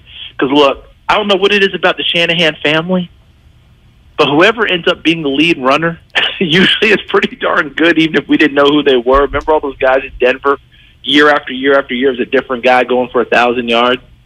This year is Jeff Wilson's opportunity, and it's working quite well. I think they've got a chance to make a heck of a run. Now, Jimmy G, he's got to get past preseason, and I think this last ball game may have been the final game of preseason for him. Now he gets to go and kind of get totally informed now. I think this team's as good as what you have on the NFC side when you factor in the defense, which I think is going to continue to get better. You're always generous with your time whenever you come on with us, Charles. Thank you so very much. And let me just say, we'll leave you alone for the rest of the year if you can slip a little lunch with Ray Ratto conversation in between downs in the game on CBS this weekend. That would be amazing. And if I do that and somehow slip the word Niskayuna in there? Schenectady. Keep it Schenectady. I don't want to hear about the tuna. No. Keep it Schenectady. You want me to talk about RPI at all on the hockey team? If you have to, you want to, absolutely. Let's go to RPI Fieldhouse to talk about, who was their great player? Joe Juneau? Yeah. Went to RPI? Joey Juneau. Yeah, Joey Juneau was an RPI guy. As I heard the story, Paul Correa, who went up to Maine and had a great career in the NHL, I heard RPI was on the short list. So there you go. Never knows who's going to go rolling through there. Shout out Southern California or RPI. Yeah, right. Who'd have picked? Shout out Union College if you have to. Thank you very, very much. Really appreciate it. Really appreciate it as always, Charles. Thank you. Appreciate you guys. You take care of yourselves. Thanks for having me. Thank you so much. Upstate New York memories. Where'd you go to lunch, Ray? Do you remember? I don't have any memory of this at all. You're kidding. I am not kidding. I don't believe he's lying, but I couldn't begin to tell you where we went, what we ate. You definitely didn't eat a burrito. Wasn't a burrito. Oh, yeah, you may rest assured. That's, wow. But I mean, if he had said, let's go to a Mexican restaurant, I would have said, enjoy Jiffy Lube. Oh, dude, you're missing out. I'm not missing out. You are. My job is to put stuff in my face that I want there. Your job is to do the same for you. Right, but I'm not judgmental about what you eat. But I am judgmental about what you eat. I know you are. I'm judging you right now. Knock yourself out. It will not deter me. Well, but I feel like I'm talking to my 3-year-old when I say, how do you know you don't like it if you've never tried it? I'm an independent human being who gets to make his own judgments based on how much or little information I have. So that's you're claiming sentient being. Yes. All right. That's exactly it. All right, the sentient That's why defense. I fought World War I. Okay. All right. Charles Davis may or may not have had lunch with Ray Ratto. He remembers it fondly. Ray, not at all. There's one of two things going on here. Either he was gasbagging, or it actually happened and I don't remember it. Blackout drunk. Phase of the Ratto No, not career. blackout drunk. Simply, it was an act of kindness that I scrubbed from my memory because it offended me so. Right. You don't like doing anything nice for anyone. So should you do it, you try to get it out of your mind. It's like me in preseason football. I wipe the memory bank. It's an affront to the dignity of all mankind. So, on that note, have you heard? And I know that we got Deebo Samuel coming up either like to start next segment or in our next segment. Certainly, well, our next segment is the longest segment of the entire day. So Deebo Samuel has about a 45-minute window in which to join us. But the Niners said 4:45, which means we're going to take a quick break and we'll see if his meeting's wrapped up and he is ready to go. A conversation with Deebo that we're looking forward to around the corner here. Thanks to Charles Davis. Thanks to all of you for listening. Thanks to the Mythical Lunch. Thanks to Upstate New York. Thank you, New Pulse. Lots going on this afternoon here on 95.7 The Game, brought to you by Fremont Bank. Full service banking, no compromises. Deebo Samuel joins Damon and Ratto today at 4:45. One-on-one with Ramsey. Can't bring him down. Samuel, highlight reel, touchdown. It's Deebo. Today at 4:45 on 95.7 The Game. Everything, our farm, our stand, our pop-up shop, it really all started when we discovered the benefits of local, raw honey for our family. And then we decided to turn it into a business. We were looking for something to help us get up and running. So we got the Chase Business Complete Banking Account. It's more than a bank account. It comes with Quick Accept, which lets us take card payments anytime, anywhere in the U.S. using the Chase mobile app. Plus, we get same-day deposits at no extra cost. For us, it's more than honey. It's about sharing a little sweetness with the world. Get the Chase Business Complete Banking Account with the essentials you need to help get your business going. Learn more at chase.com/business-complete-banking. Chase for business. Make more of what's yours. Quick Accept is not available in U.S. territories. Enrollment required. Usage subject to approval. Same-day deposits available for payments before 8 p.m. Eastern Time, Sunday to Friday. Fees and rates apply for checking and processing. Limitations and restrictions apply. Participants compensated. Merchant services provided by Payment Tech LLC and WePay Inc. Subsidiaries of J.P. Morgan Chase Bank and a member FDIC. Hey, Becky, what about this beat for your next song? It's cool, but I'm into faster stuff lately. Like Xfinity that gives me beyond gig speeds. Got it. What about this then? It sounds powerful, just like Xfinity. Because its supersonic Wi-Fi has 3 times the bandwidth, you can connect hundreds of devices at once. That's what I call power. Unbeatable internet from Xfinity. Made to do anything so you can do anything.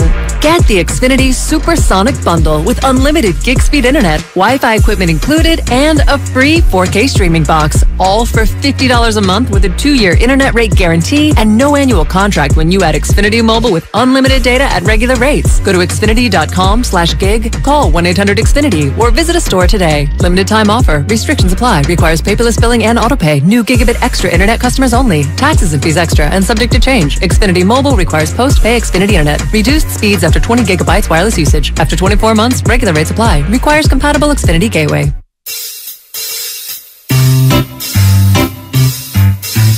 One 877 Cars for Kids. KARS Cards for Kids. 1-877 Cards for Kids. Donate your card today. 1-877 Cars for Kids. KARS Cars for Kids. 1-877 Cars for Kids. Donate your car today. Donate your car today at carsforkids.org. Your car, running or not, can be picked up as soon as the next day. No title, no problem. Call 877-CARS-FOR-KIDS or go online at carsforkids.org to donate today. 1-877 Cars for Kids. KARS Cars for Kids. 1-877 Cars for Kids. Donate your car today. Now accepting donations of land, homes, buildings, or any kind of real estate. This is your time to cash in at Cash Creek Casino Resort. To rock and to roll. Over the hills and bluffs. Go all out or go all in. With 4 stars and rising stars. Now we do more than ever, so you can do as much or as little as you want. It's your time to cash in at Cash Creek Casino Resort. Do you think all premium fuels are the same? Well, your engine doesn't. Shell V-Power Nitro Plus helps keep your engine running like new because it's engineered to defend against 4 main engine threats: gunk, wear, corrosion, and friction. So next time, choose Shell's most advanced fuel ever. It's fuel for thought. In engines that continuously use Shell V-Power Nitro Plus premium gasoline. It's easy to think all money managers are pretty much the same. But at Fisher Investments, we're clearly different. Different? How? You sell high commission investment products, right? No. Fisher Investments doesn't sell any commission-based investment products. Well, you must earn commissions on trades. Nope, never at Fisher. We're a fiduciary, obligated to act in our client's best interest. It's the highest standard of care for a financial advisor. How do you know what's in their best interest? We get to know our clients and then tailor a portfolio based on their goals and needs. But you probably sneak in some hidden and layered fees. No, we have one transparent management fee, structured so we do better when our clients do better. Wow, you really do look out for your clients. That's because our top priority is helping them achieve a comfortable retirement. It might be why most of our clients come from other money managers. Visit FisherInvestments.com to find out why investors like you switch to us. Fisher Investments. Clearly different money management. Investments and securities involve the risk of loss. Thanks for the coffee. No problem. With my cash rewards card from Navy Federal Credit Union, I get up to 1.75% cash back. Isn't it 1.5%? Now it's up to 1.75%. That's bigger and better. I bought these scones with my cash back. I love scones. Me too. Scones for everyone. When you sign up for direct deposit, you can earn up to 1.75% cash back with the Cash Rewards Card. Learn more at NavyFederal.org. Navy Federal Credit Union. Our members are the mission. Insured by NCUA. The best part about taking ZQuil Pure Z's Sleep Plus Next Day Energy at night is actually the next morning. I wake up alert with none of the grogginess from taking too much melatonin. Pure Z Sleep Plus Next Day Energy is a bilayer tablet with immediate release melatonin and extended release B vitamins to help me fall asleep naturally and wake refreshed. It's my secret weapon for a great night's sleep and a great morning. Hi, Mom. Hi, Mom. Can't beat that. ZQuil Pure Z's Gummies. Sleep better, wake your best.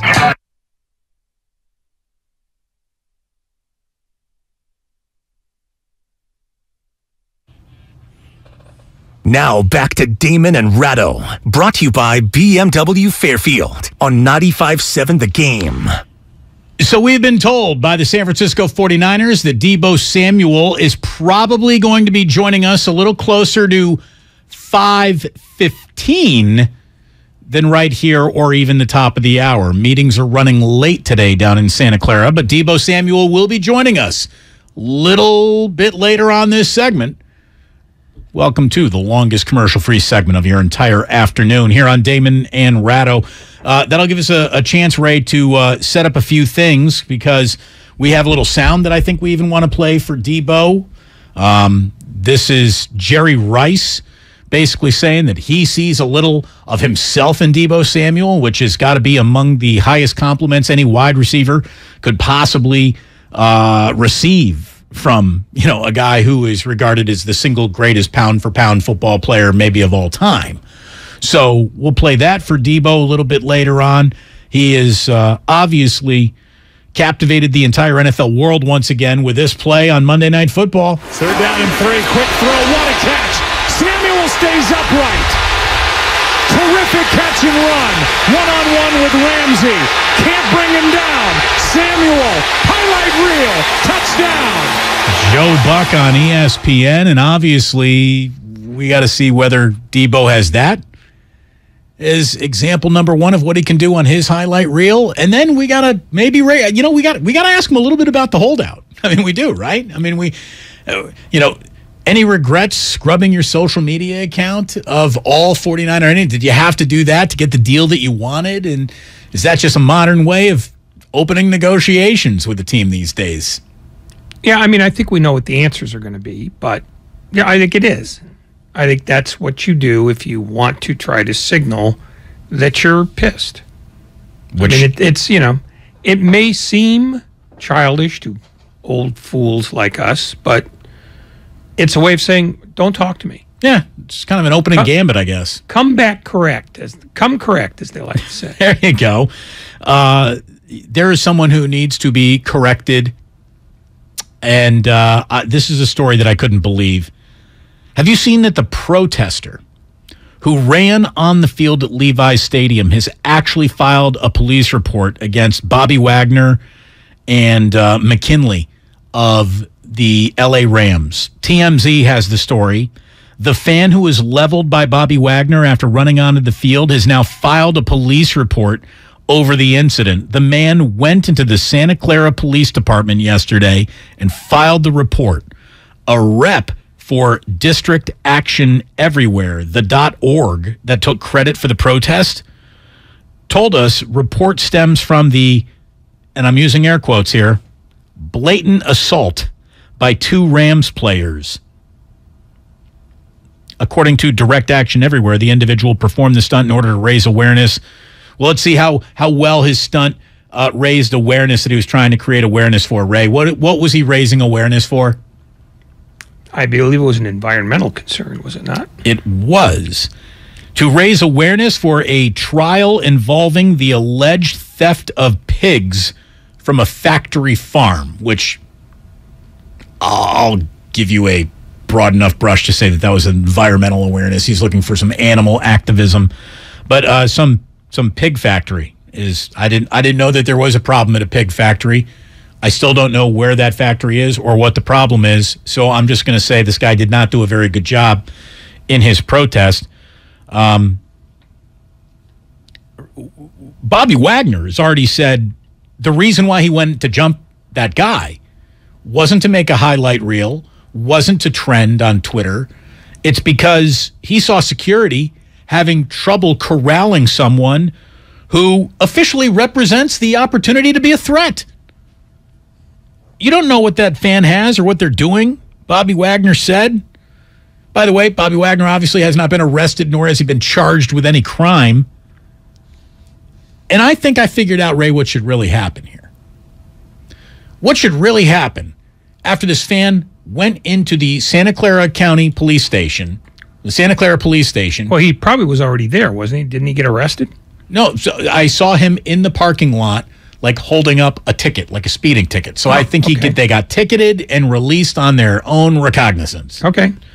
But yeah, to me, the only proper action is to throw that fan into a drunk tank and leave him there for as long as the law will allow before you can, he's got the opportunity to call his mommy and come and get him. That's what I would do. Actually, that's not true. Yeah, it's what would you actually do? So much more severe. Here's what should happen to this turkey. The cops who took that police report should have immediately jumped over their desk at the precinct and emptied an entire can of mace in this kid's face. The whole can. Just until the thing ran out like a can of deodorant. Just maced him until you were out of mace, and then jailed him until the Niners returned from this 2-game road trip, and then he can be returned to Levi's Stadium and be beaten center field as halftime entertainment during the Chiefs-49ers game. That's what should happen. That doesn't strike you as at least mildly disproportionate? No. To me, it is literally as on point as humanly possible. Any single time you violate the space of a professional athlete, you go onto a field, you go onto a court, you go onto a baseball diamond, you should be severely beaten about the face, head, and neck area by the professional athletes whose business you've crashed. I've got zero tolerance for look at me fans. Zero tolerance. And to me, leagues should have public beatings. Because there's a new trend happening. I mean, we have women gluing themselves to basketball courts in the NBA play-in tournament this year. You got Yahoos run. I mean, are we trying to prevent the next Monica Seles stabbing, or are we not? Every single one of these people, until they're proved to not be stabbing Monica Seles, should be treated as if they're trying to stab Monica Seles. I think it's safe to assume that teams are doing all they're legally allowed to do. I don't want to give a team the right to just beat the hell out of a fan that offends their space. I think that's probably a bad thing. I'm not for people running on courts or fields, but that seems profoundly excessive, and I don't want those guys to have the same power that the police have. Are you on board with emptying the full can of mace on him? Blinding somebody? Nah, I don't think I'll pass Temporarily. Temporarily. Well, how long is temporarily if you're talking about an entire can of mace? Well, again, we're going to jail him for 3 weeks until the Chiefs get back to beat him at halftime, so he's got plenty of time to recover from the macing. I think you're an odd sort of disciplinarian. See, this is the kind of leadership the country needs, Ray, which is why I'm asking for your vote this November. It's the Mace Every Intrusive Fan platform that I know should carry me on most tickets. I will absolutely emigrate to Sweden before that happens. This is Jim in Daly City. Jim, you're on 95.7 The Game. What do you got? Hey, guys. Yeah, I wanted to address exactly what you're talking about right now.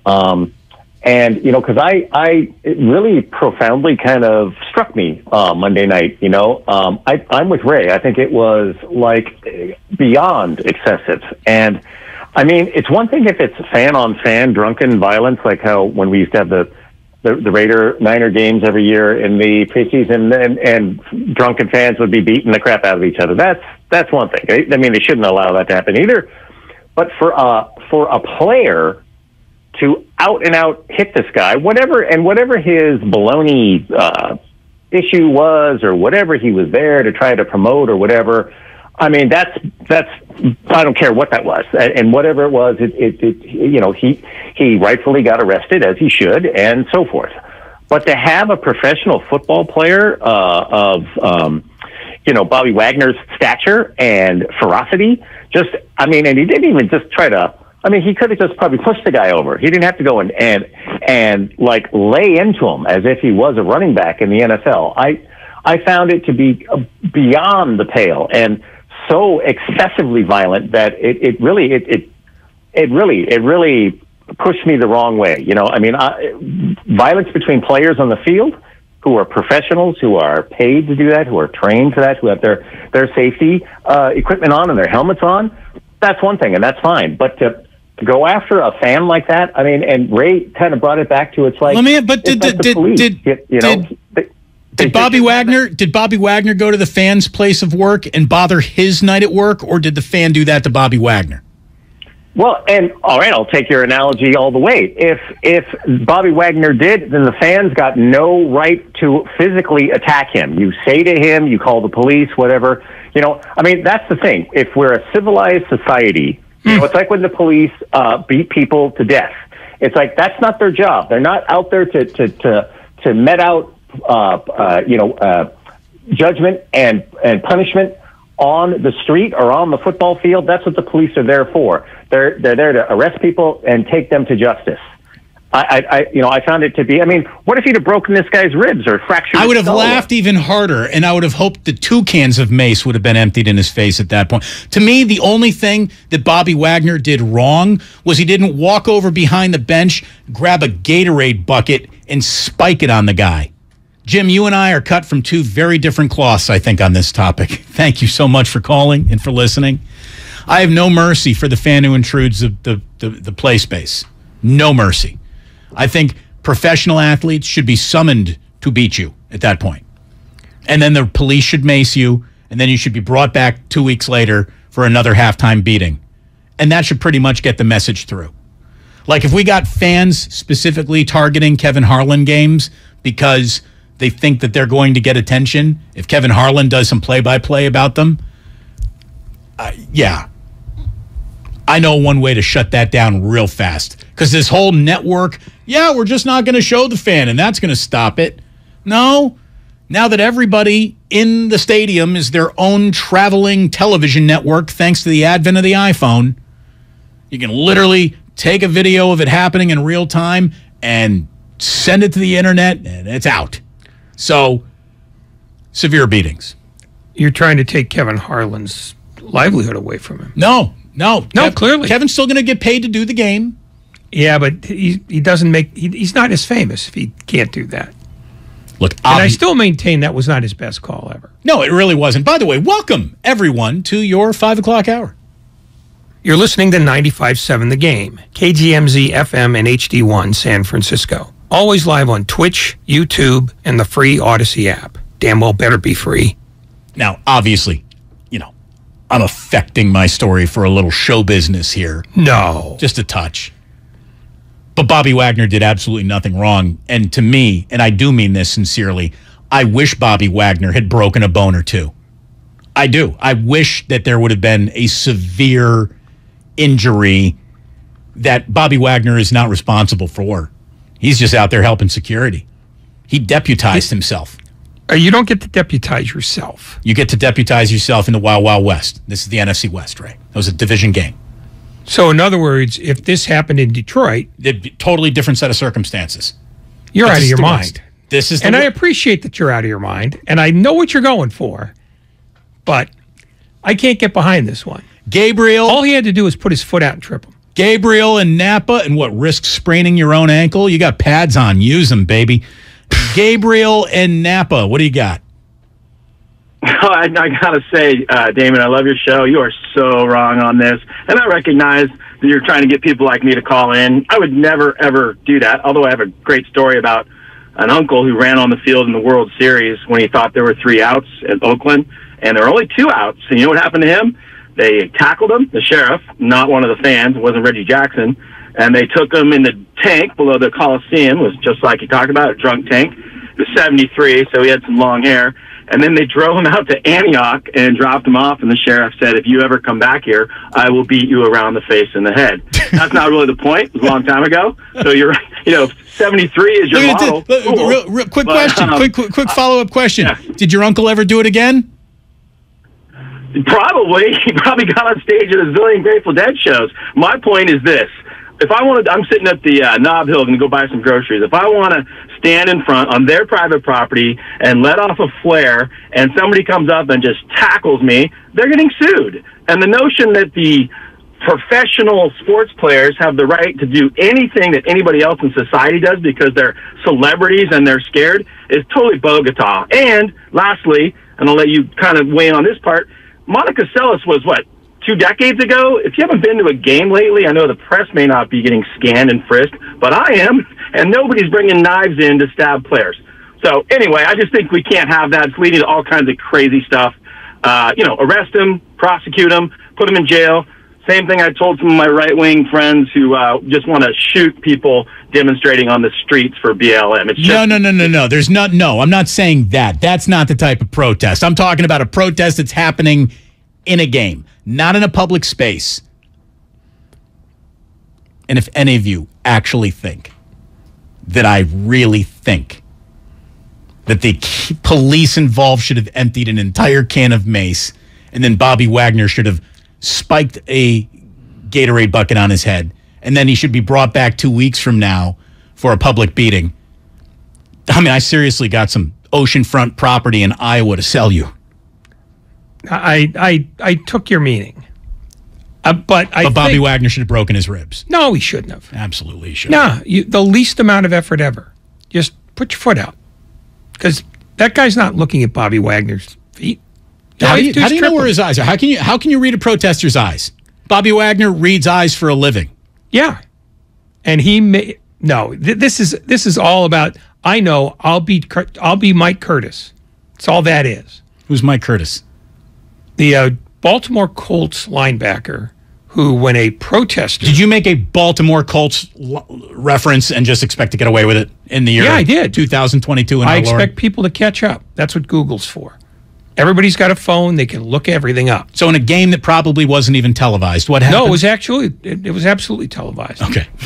Protester ran on the field, wanted to set the American flag on fire, and Mike Curtis laid him out like nobody's business and was considered a hero. Rick Monday at Dodger Stadium. 70s. Rick Monday at Dodger Stadium. Yeah. No, I mean, no, Mike Curtis is the first guy to ever do that. And it was not subtle. I don't know if the fan ever sued him, or put in a police complaint, but that's where all this goes back to. Hi, I'm going to show what a tough guy I am. All you have to do is trip the guy. Because as soon as he's done running, security's caught him. If that's what you're after, simplest solution. Mike in Fairfield. What do you got, Mike? Take him down. Bottom line. That's all you got to do. Thank you. You distract from the game. You're the punk that wants to get all the attention. Thankfully, nobody actually wants to go down to national TV. Take him down. Like, don't give him any fame. The dude's doing it for attention. Let's move on. Let's play football. Amen. Stop interrupting my football game. My football game is more important to me than your protest is to you. I'm sure of that. I'm working here. Let's see, man. You're having a hard time selling this. I don't think you thought it would go this long. What I think is that this guy's lawyer is going to have a hard time selling it. I can't believe. There's no question this is going nowhere. Of course it is.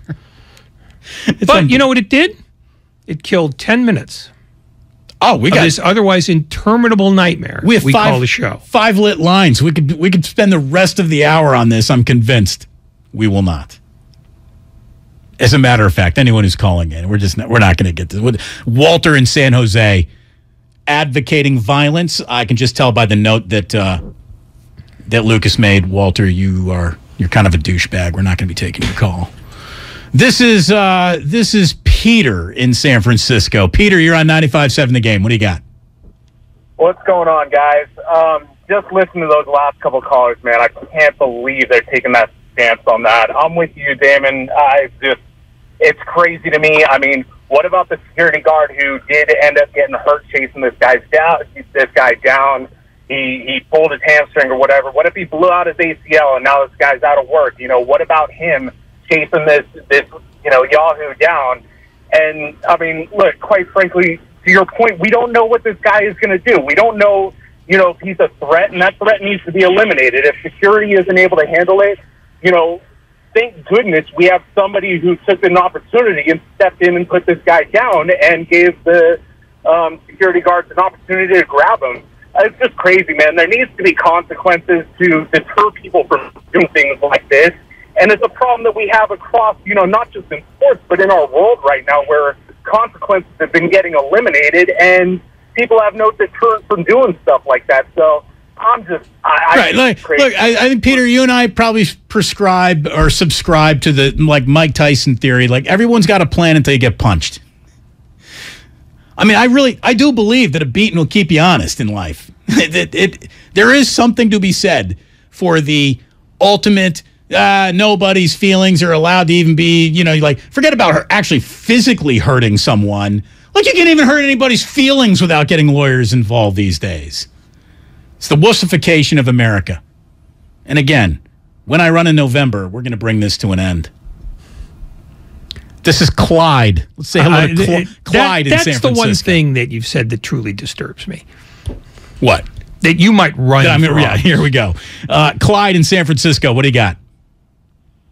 Damon, I got your back, man. Those two callers definitely been sitting in a high chair until they were about 15, 16 years old.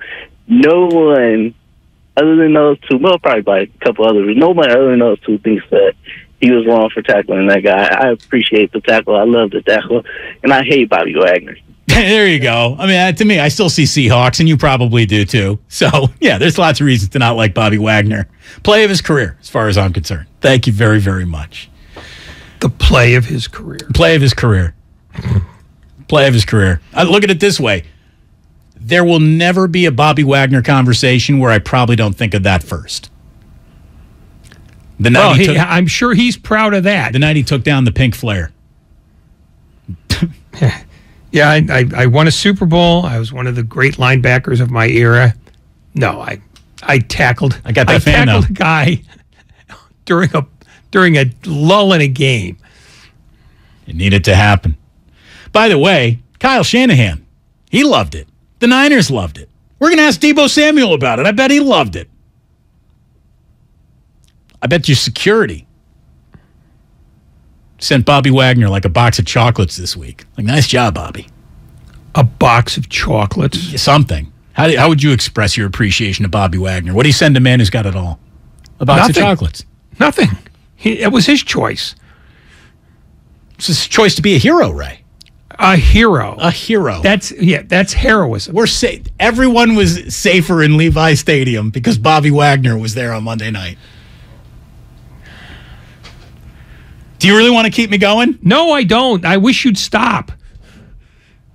But you've already done 11 minutes on it. Kyle Shanahan asked about this defense, right? He's impressed. You should be impressed. He was talked about how D'Amico Ryans is now just putting it all together. D'Amico's so naturally talented and really, I mean, he's good at everything he's ever done. And he really understands football. He did as a player. He did as a quality control in his first year. He did as a linebacker coach, and he has as a coordinator. And he was good right away. But anytime you have someone who does have those type of abilities, the more reps they get, like everybody, they get better. You go through experiences and you learn from the good and the bad, and that's what's pretty neat about D'Amico, because he was going to be good regardless. But just watching him throughout last year, each game, each quarter, he learned something, and he's always trying to think and always trying to challenge his players, but always trying to keep it simple too, and to where it at least seems simple. That's why he gets better every game that he goes. It's amazing how often football coaches don't just evaluate progress based on what they see on game tape, but like how you grow and how you prepare, how you keep on coming back to the rock to, pound away on it. What is your technique each and every week? And that seems to be an element of a player's development that coaches are looking for as much as they're looking for like that on-field production. How are you getting better as someone who prepares? How are you getting better as someone who studies the right amount of film? Your eyeballs are in the right place.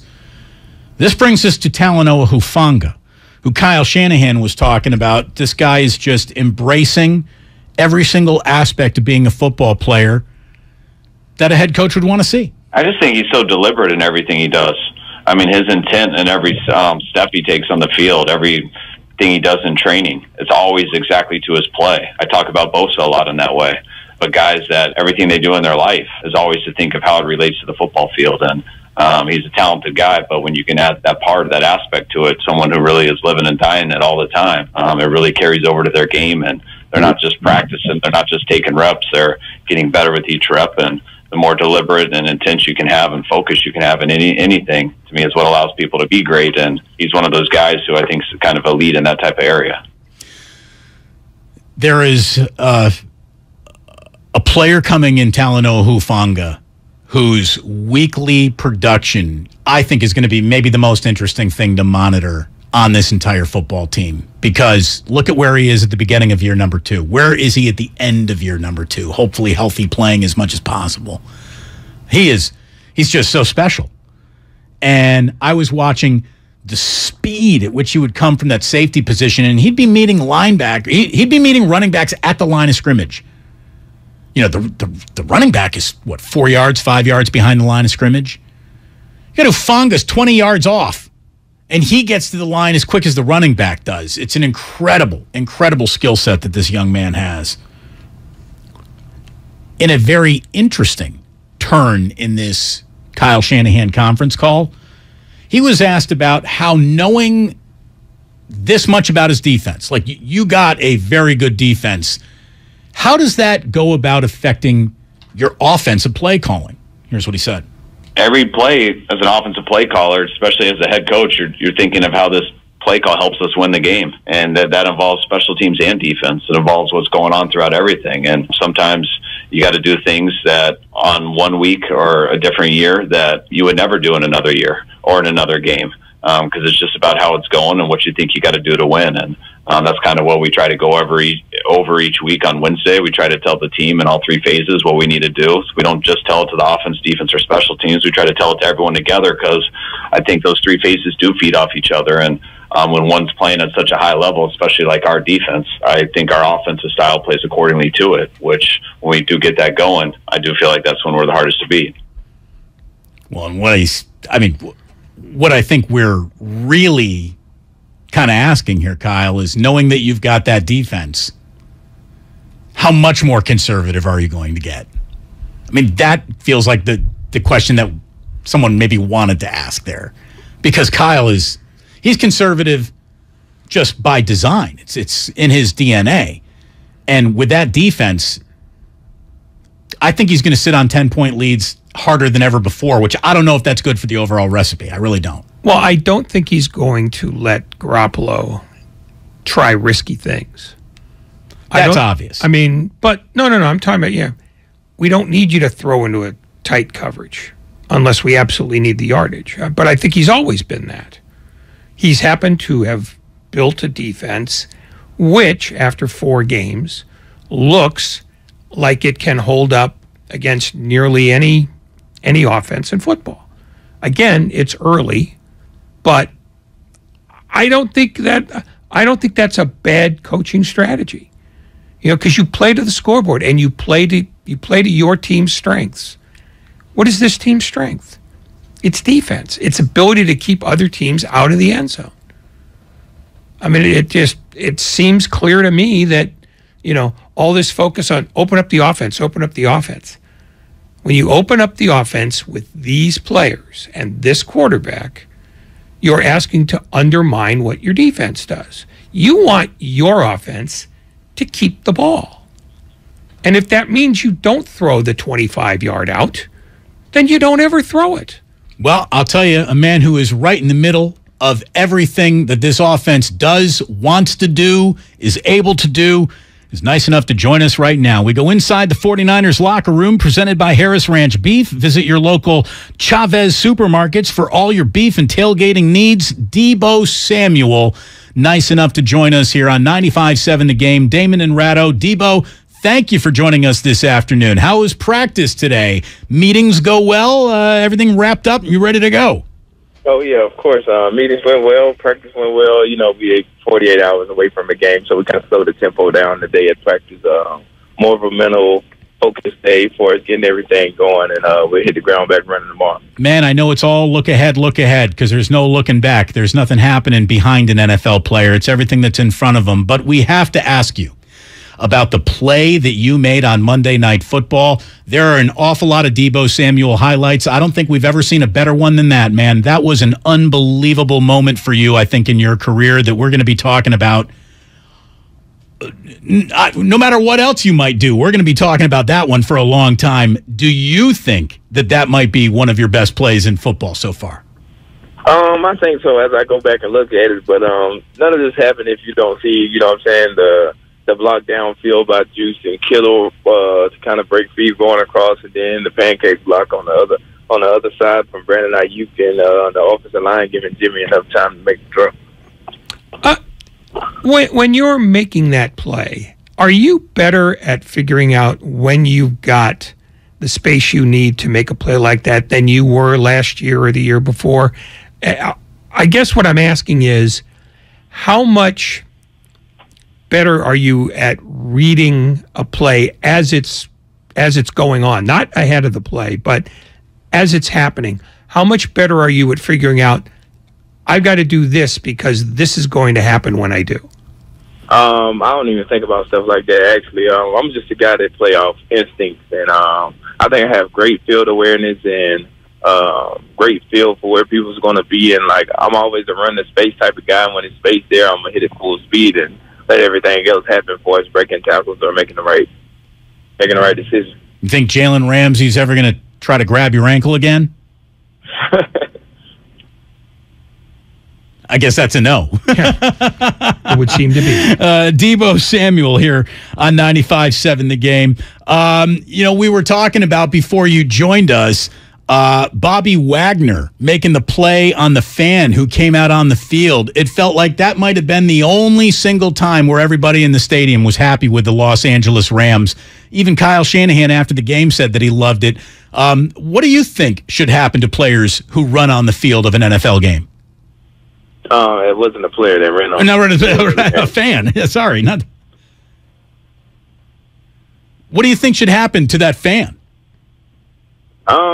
I mean, me looking into it, I feel like a lot of it just shows like the amount of energy that, we bring to the fans and how much, they want to get close to us or whatever and what they're willing to risk it, just to even get out there on the field just to see how it feel.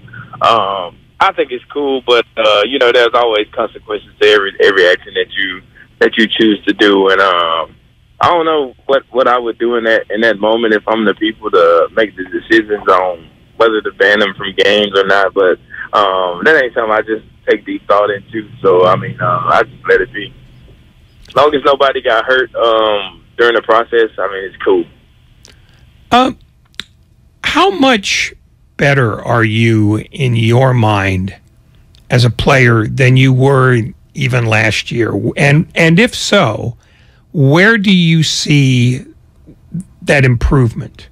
What are the things that you see now that you say, I can do this better than I did a year ago? I don't know, because as I go back and look at last year, there's a lot of things I did last year that I didn't even know I could do. So as the season go, I think it'll end up still kind of being the same way. I was just focused on being in better shape and running routes, but that's just what receivers do. And, I just put it on display every week. When it comes to how you actually get used in a game, Deebo, does it start with that week's game plan, or does it sort of materialize in the game itself?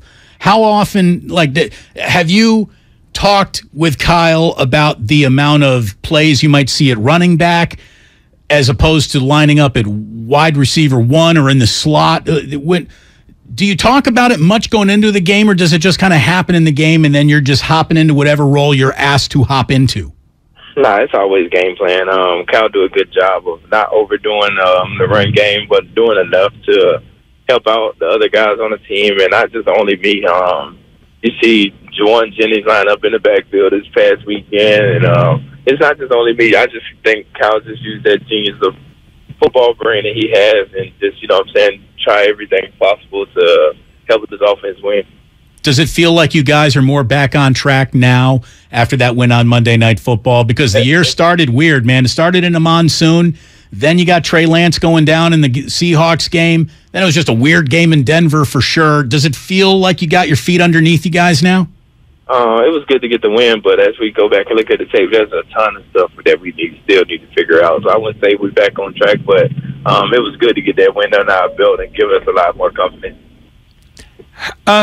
If you're not sure how much better you are than you were a year ago, what are the differences you see in how defenders play you? Do they try to give you more room? Are they? They just all play the same. They ain't changed.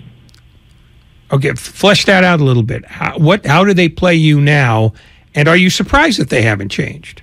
Nah, because not to say too much, but I don't think they'll change the way they play. You just know what I'm saying. They just know I'm a physical type of guy, and they try to figure out ways to stop it. But there's not too much you can actually do. I don't think that there is a lot of players in the entire sport of football going through the college ranks who do what you do. You're almost in a group of one in terms of your skill set and what you bring, but it doesn't seem to be like, you would think that more players would be able to do what you do if running with the football in space is the job. Why aren't there more guys who can do that job either out of the backfield or catching the ball? Are you surprised that there aren't more guys trying to copycat your style of play?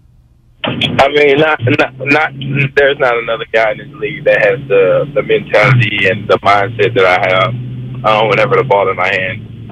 We got a lot of great guys with the ball in our hand. Everybody has their own mentality. But my mindset and mentality that I go out there with week in and week out, I think it's just unmatched. When you look around the league at other receivers, is there a guy that you particularly like to watch that you think, man, I want to mix a little of that into what I do? No, not necessarily. When you look at Cooper Kupp get like 15 to 20 targets week in, week out, is there any jealousy of that? Do you think, man, what if I got fed the ball like that? Nah, no jealousy at all. We handle what we handle in our building. That's all we care about. If you haven't noticed that they play you any differently than they did last year or the year before, do you try to anticipate what they might do in the future, or do you just take this play by play and you say they're doing this, so I do that? We just go by play, and whatever happens out there just happens. Deebo Samuel here on Damon and Ratto. We spend so much time talking about quarterbacks. You probably have heard that there was a little discussion around Trey Lance, Jimmy Garoppolo last year. This year, the reins were supposed to be given to Trey, and they indeed were until he breaks his ankle, and now it's back with Jimmy Garoppolo. Can you tell us how much different that makes your job at all? Did you have to start playing or getting used to playing one way with another quarterback, and now you return to what you used to do with Jimmy? Nah, ain't that changed. It's the way we use the quarterbacks, because that's what makes Trey so dangerous is his legs. So that's just what made it. It was just a little different, but as far as the pass plays, run plays, all that's still the same. Nothing changed. It felt like that there was, with Trey and you both lining up in the backfield, a potential for some NFL razzle-dazzle that would have even brought us back to like a Oklahoma wishbone, like no one else in the NFL can even try to do this except you two guys. How much of what might have we seen this year now will we not see till next year? I don't know. I wouldn't put too much out there. Oh, not tipping away the playbook. It's a good idea. Have you noticed that, at least through the first 4 games, that Kyle Shanahan is using you at all differently than he did a year ago? Or is this what, A, you expected to do, and B, that it's what you were doing last year? I think it's the same thing that I was just doing last year. Can you elaborate on that a little bit? Is he using you the same number of carry? Go ahead. That's kind of a rhetorical question, but he just screens all type of ways getting in the backfield. I just think it's all just the same. So Jerry Rice came on our morning show, Deebo, and he was talking about the touchdown you scored. I want to play for you about a 30-second soundbite of Jerry Rice seeing a little of himself maybe in you. For Deebo to make that catch the way he did, then to have the vision to take it to the end zone, it brought back a lot of memories, because I'm saying to myself, man, because he made some cuts that reminded me of someone else, back in the day. To have that vision and really get into pay dirt, where you drop 6 on them. I think it was a fantastic play, but it had a lot to do with his vision on the football field and, his teammates helping him to get to the end zone. Deebo, what does it mean to you to have the greatest wide receiver, maybe the greatest football player of all time, talk about you like that? I mean, that's a blessing, you know what I'm saying? Whenever I get a chance to talk to Jerry, we always communicate all the time whenever we get the chance. But, it's just great to hear something like that coming from the great. In what ways, and you don't have to get into too much detail, obviously, in what ways is Carolina's defense different than any of the defenses you've faced so far? I don't want to put too much out there. I want to tip my head off that one. I wouldn't say nothing about that. There you Okay. No commenting on the Panthers. As you guys get ready, is this a little bit of a homecoming game for you? You didn't grow up too far away from where Carolina plays. Will you have a bunch of family and friends at this game? Not yet. If they show up, they're gonna show up. But normally the same people that come to the home games that they'll come to the game in Charlotte because it's close to home. Nice. Who do you usually have as a family member who comes and watches you? My mom, my dad, my little brothers, my partners I grew up with, my son, my girl. when we were in an off season, or let's just say you were exploring options. Did any of that have to do with wanting to be a little bit closer to home, or were you just trying to strike while the striking was right in the wide receiver market? Nothing had to do with being close home. What had to do with, was it anything other than about getting paid what you think you're worth? Or no comment. Okay. All right. Was it hard for you to scrub your social media accounts of all San Francisco 49ers anything? Is that just kind of the normal way we go about negotiating now? No comment. Okay. Well, I tell you, I know you guys are getting ready for the Panthers. You have this East Coast trip, Deebo, where you guys pretty much set up shop now at the Greenbrier. You're going back there for a second year in a row in West Virginia. What do you like about the Greenbrier? You know, it's a nice place. They got great fields. I mean, it's just something that I'm used to now. It's kind of like when we back to back on that side, we stay there, so I'm kind of used to it. Now, I know that they have all sorts of different activities that you guys can maybe do in your free time, including falconry. Like you can go learn how to be a falconer. They actually have a stable of falcons, and they like fetch prey and stuff. Do you think you should take a falconry class ahead of the week before you play the Atlanta Falcons? No, sir. Deebo, thank you for joining us. I tell you, it was good to talk to you. You're a man of few words, but you're a man of action, and that's really what matters on a football field. So continued success to you, continued health to you, and our friends at Harris Ranch Beef are going to give you 10 pounds of prime porterhouse steaks for you to enjoy with your family whenever you have your next cookout. We really appreciate your time today. Good luck with everything going forward. Thank you. Thank you very much. Deebo Samuel. 19 problems, no comments. Yep. He answered as little as possible in as few words as possible.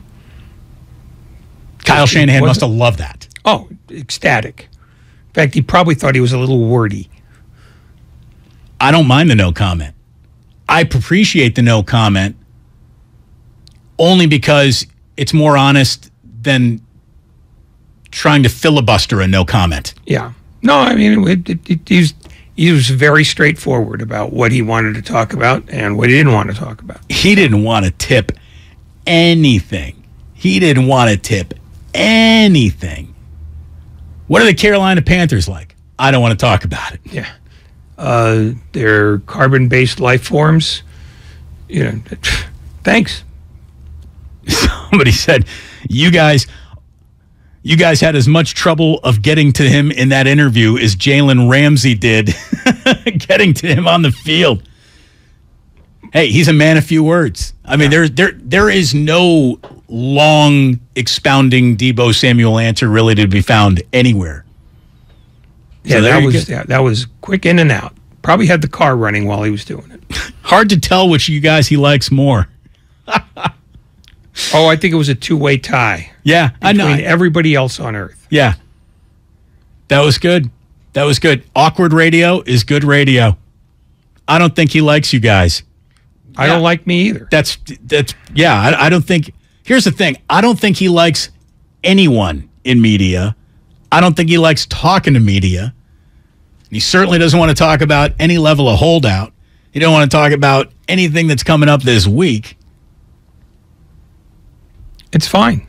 It's fine. I don't know what else to tell you. Oh, no, it was fantastic. Really? It was fantastic, yeah. Basically, he shook us off like a cornerback. Okay, well. And just ran away. That's what he does. He could have saved 15 minutes and said, I'm going to pass. That's fantastic. Are you just trying to convince yourself of that? That was fantastic. They're going to be talking about that. Every single show tomorrow is going to be talking about what the hell just happened on this one. Yeah, just... Damon didn't do a good job. What else was I supposed to do? What do you mean I didn't do a good job? I thought I asked the questions that needed to be asked. He answered none of them other than, how are you? What do you want? What more can I do? He did tell us that there is not a single other receiver or player in the NFL who could do what he does on a day-to-day basis. So that was something. I mean, I guess that's the takeaway. Yep. Deebo Samuel does not like other NFL players. And falconing doesn't get you ready for playing the Atlanta Falcons. I think we should only send over 2 steaks. I got to be honest with you. For the 2 questions that he kind of answered, we should hold 8 steaks. No, you give them all. You give them all 10, because we certainly want to do this again next year. I might take a vacation day that day. Well, Deebo day. I already put my day in.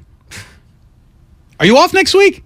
Yes, I am. You are disappearing on me next week. Yes, I am. I'm going to miss you. No, you're not. A monkey could do my job. Well, we'll be bringing in other monkeys to do it for sure. Larry Krueger, I believe, is coming in. I believe John Dickinson is going to come. It takes many men to fill in for one Ray Ratto.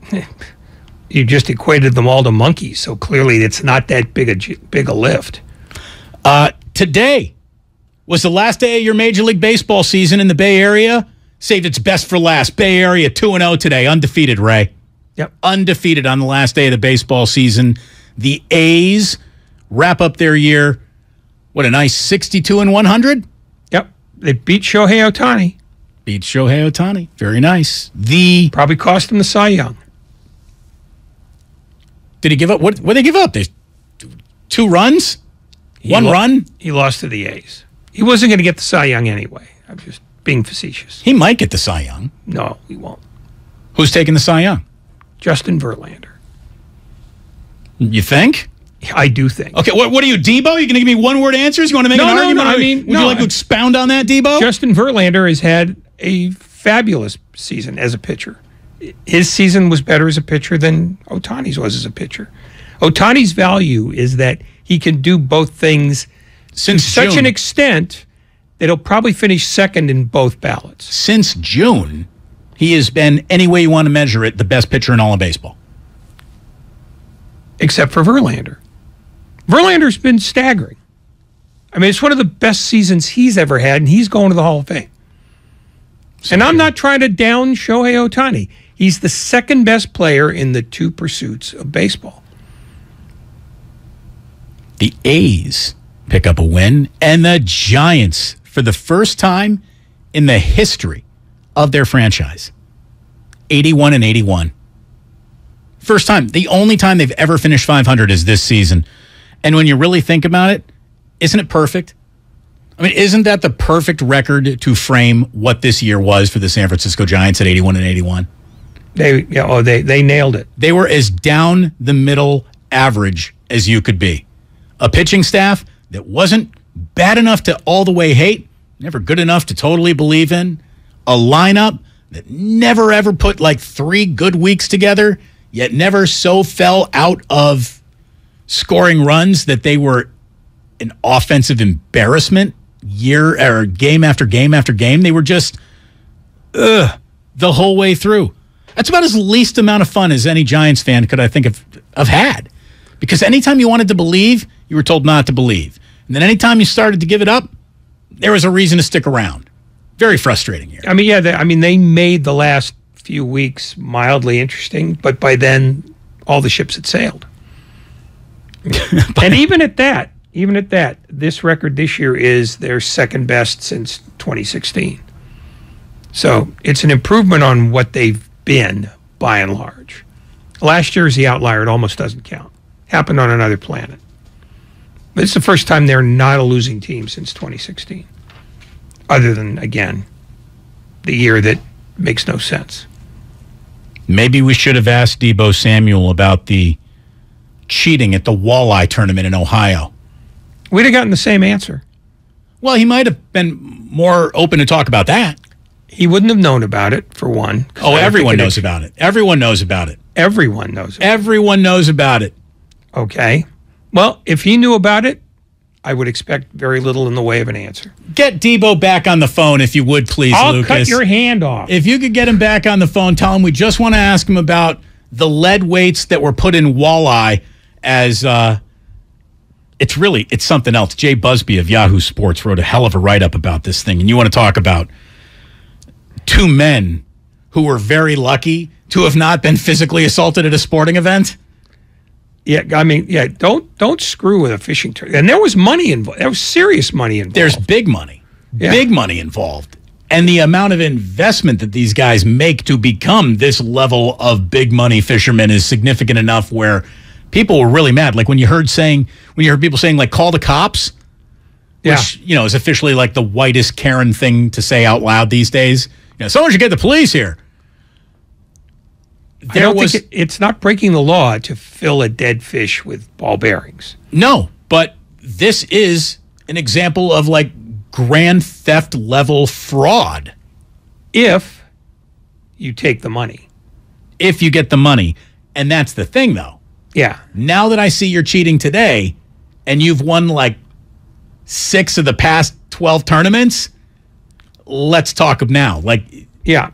Can you prove it after the fact? I could see some of those other tournaments going, we'd like to get those fish back, like they x-ray them, and I would presume that they've gotten rid of the evidence by now. That's the thing. Those guys were very strategic. They used to take the fish home with them and not donate them to local food banks, which is standard. Jay Busby, Yahoo Sports, a fascinating story. It is a What If Wednesday. What if I told you we were going to end this show talking about a fishing tournament? And the video that all of you seen, like everyone has seen this, it went viral globally. And we haven't been able to talk about it. And since we have no real Deebo quotes to go over, we're going to wrap up the show with that next here on 95.7 The Game. Deebo Samuel joined Damon and Ratto. There's not another guy in this league that has the mentality and the mindset that I have whenever the ball in my hand. We got a lot of great guys with the ball in our hand. Everybody has their own mentality.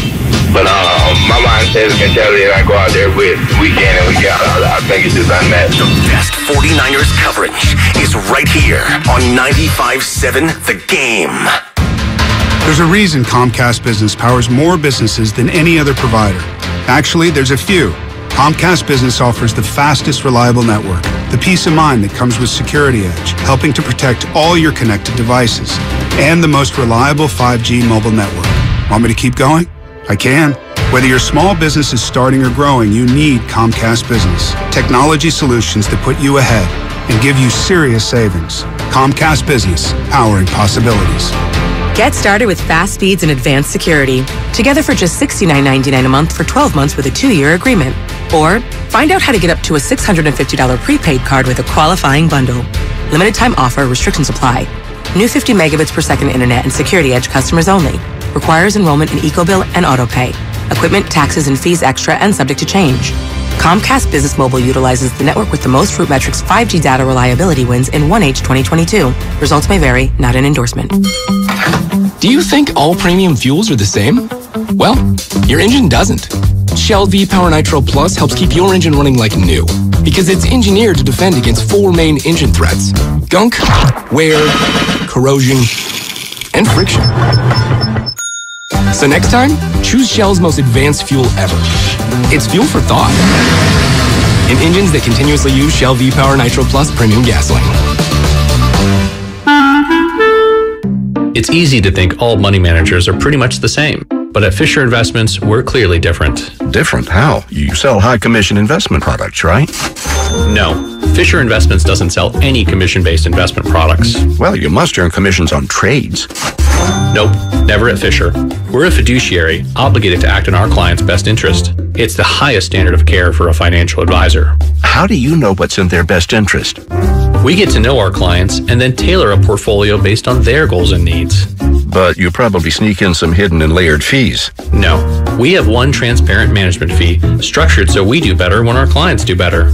Wow, you really do look out for your clients. That's because our top priority is helping them achieve a comfortable retirement. It might be why most of our clients come from other money managers. Visit FisherInvestments.com to find out why investors like you switch to us. Fisher Investments. Clearly different money management.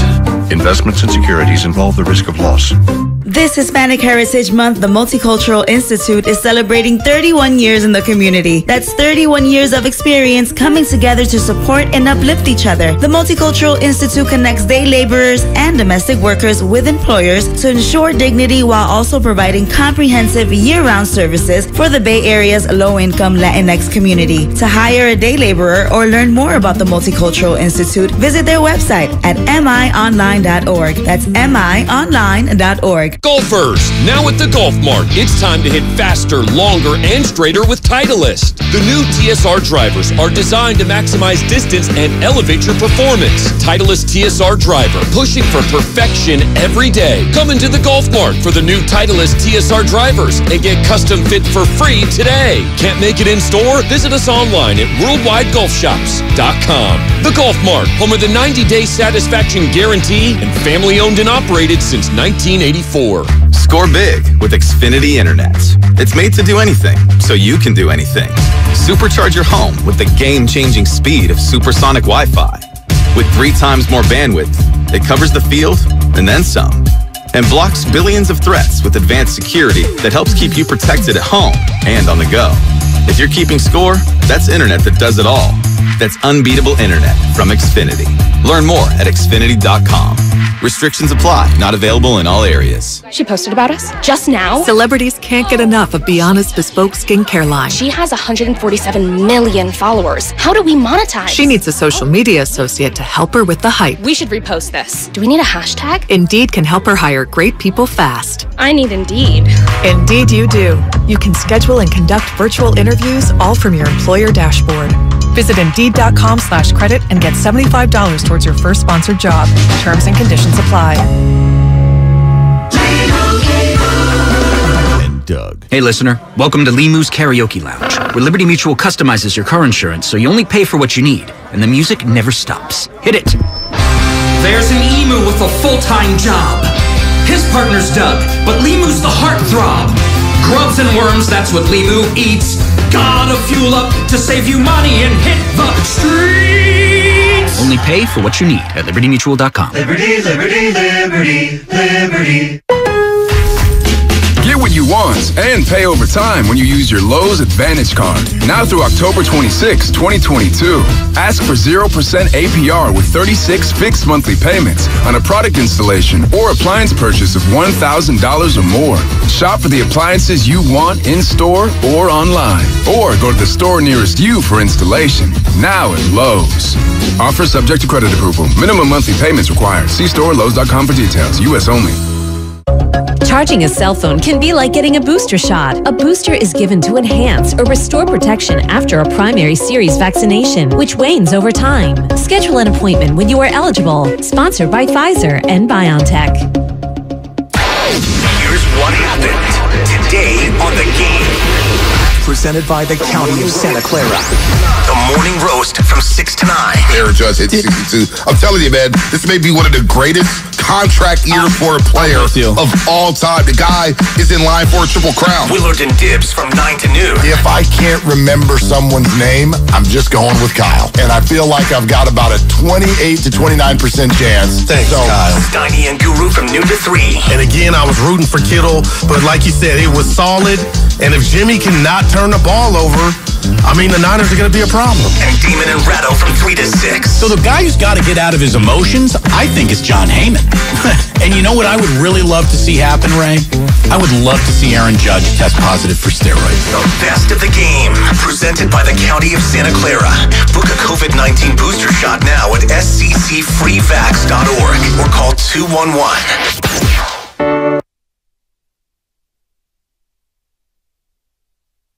Now back to Damon and Ratto, brought to you by BMW Fairfield on 95.7 The Game. Coming up next on 95.7 is Best of the Game, so I can guarantee you that the Deebo Samuel interview will be nowhere near that. You sure? Oh, you can't play that interview again. You just absolutely cannot play that interview again. It was horrible. I mean, I don't know what else to say. Ray and I tried. Someone even here is like, guys, I commend you for being so professional. Hey, we tried. We tried to ask him like football questions, ask him some personal questions.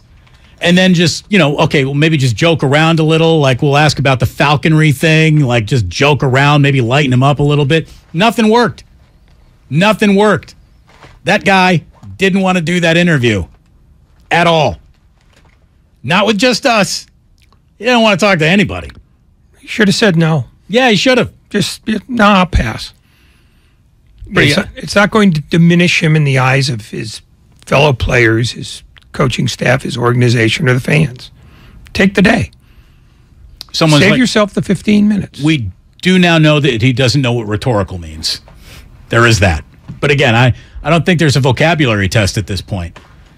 Catch the ball, run with the ball, put it in the end zone. If he keeps doing that, he will be very, very popular around here for a very long time. More popular than Ray and I will ever be. But yes, for those of you who have bothered asking on the Comcast Business text line or on the YouTube chat, is that the worst interview you've ever done? It's in the team photo. It absolutely. Yeah, I think that's about as bad as it's ever. It's certainly the worst Niners interview we've ever done. And we talked to Deebo last year, and he wasn't that bad. Now, I remember him being short. Lucas, what did I tell you today? That the Deebo Samuel interview, we'd be lucky to get 12 minutes out of it. And so Lucas did a great job. Look at it this way. We go over questions. I got my list of questions. Lucas prepared 2 pages for the first time ever. Prepared 2 pages of questions to get a player that we knew was giving short answers. Get a lot of stuff in here. And I was through a page and a half in about 3 minutes into that interview. We were prepared. Grandy helped too. I did, before the show, Good job, Grandy. Say this is the single greatest list of questions for any interview we've ever done right here. And I stand by it. Yeah, that's a standard everybody worries about. Look at it this way. The list of questions were phenomenal. The answers to this list of questions were the 49ers in Chicago game. It was that bad. Well, he owes us nothing. I mean, that's the thing. He got what he wanted out of it, which is to have it over with. So he wins. We should send Bobby Wagner Deebo's case of steaks. We should. Can we get Bobby Wagner tomorrow? How badly do you want? Well, I don't know if the Harris Ranch will sign off on 20 pounds of food. But we did. We met the Harris Ranch rep though on Monday night. So maybe just maybe. I want to tell you real quick about these cheating fishermen. They were caught red-handed. Zero, let me explain, or plausible deniability was even offered. He was so caught red-handed. One of them had left. One of them stayed. And late in the proceedings, the anglers of boat number 12 of the Lake Erie Walleye Tournament, they found leaded weights and other fillets of fish so the weights wouldn't bang together at weigh-in. And basically, you had a fisherman say, look, I've been catching walleye my entire life. I know what about 5 walleye weigh. And they were trying to beat a weighed-in pound of 16.89 pounds, Ray. They just needed to beat 16.89 pounds. Their catch weight total was 33.91 pounds. I think you guys overdid it a little. The very best thing that Gary Radnich ever said on the air was Barry Bonds would be a lot more popular today if he had just stopped at 69 or 70. He went overboard, right? There would be less suspicion. And yeah, they would have had a little less suspicion had they not doubled the weight of what 5 pounds of even big walleye normally weigh. Well, they should have just said, well, these are special walleye that have the density of a diamond. Just, come up with a physics answer. Do something. Anyways, these guys have claimed somewhere close to around $400,000 in winnings over the last few years. And that's why the law might get involved now. Because once you do that in one tournament, what have you done in the past? Yeah, well, I mean, the flaw is, I'm sure they have destroyed the evidence by now, so there's no proof that they cheated before. You can infer all you want, but I suspect they're probably not going to be invited to many tournaments in the future. That's not going to stop Cuyahoga County prosecutor Michael O'Malley, who you want on that job, Ray. He said in a statement provided to Yahoo Sports, quote, "I take all crimes seriously, including attempted felony theft at a fishing tournament. These individuals will be held accountable." Now we need the Law and Order gong after a statement like that. Well, I mean, if it's a popular enough story, you've at least got to go through the motions on it. That's all the time we have, folks. We want to thank Charles. Should have ended a half an hour earlier. Charles Davis for joining us today. He was great. Deebo Samuel, less great, but it was still nice to talk to him in some weird, abstract, sick way, I guess. Look at it this way. We now know who to say no to next year. Oh, I don't think they'll offer him up. Stay tuned. You might hear it in Best of the Game next. You take this up with them. Yeah. You do not run that next. You cannot run that. You can't. I mean, you'd be disrespecting the phrase best of. We don't want to do that. Thank you very much for tuning in today. More tomorrow. Deebo Samuel will not be on tomorrow's show. We can guarantee you that. Hopefully he'll be in an end zone again, though, soon. Sports don't build character. They reveal it. And like that, he's gone.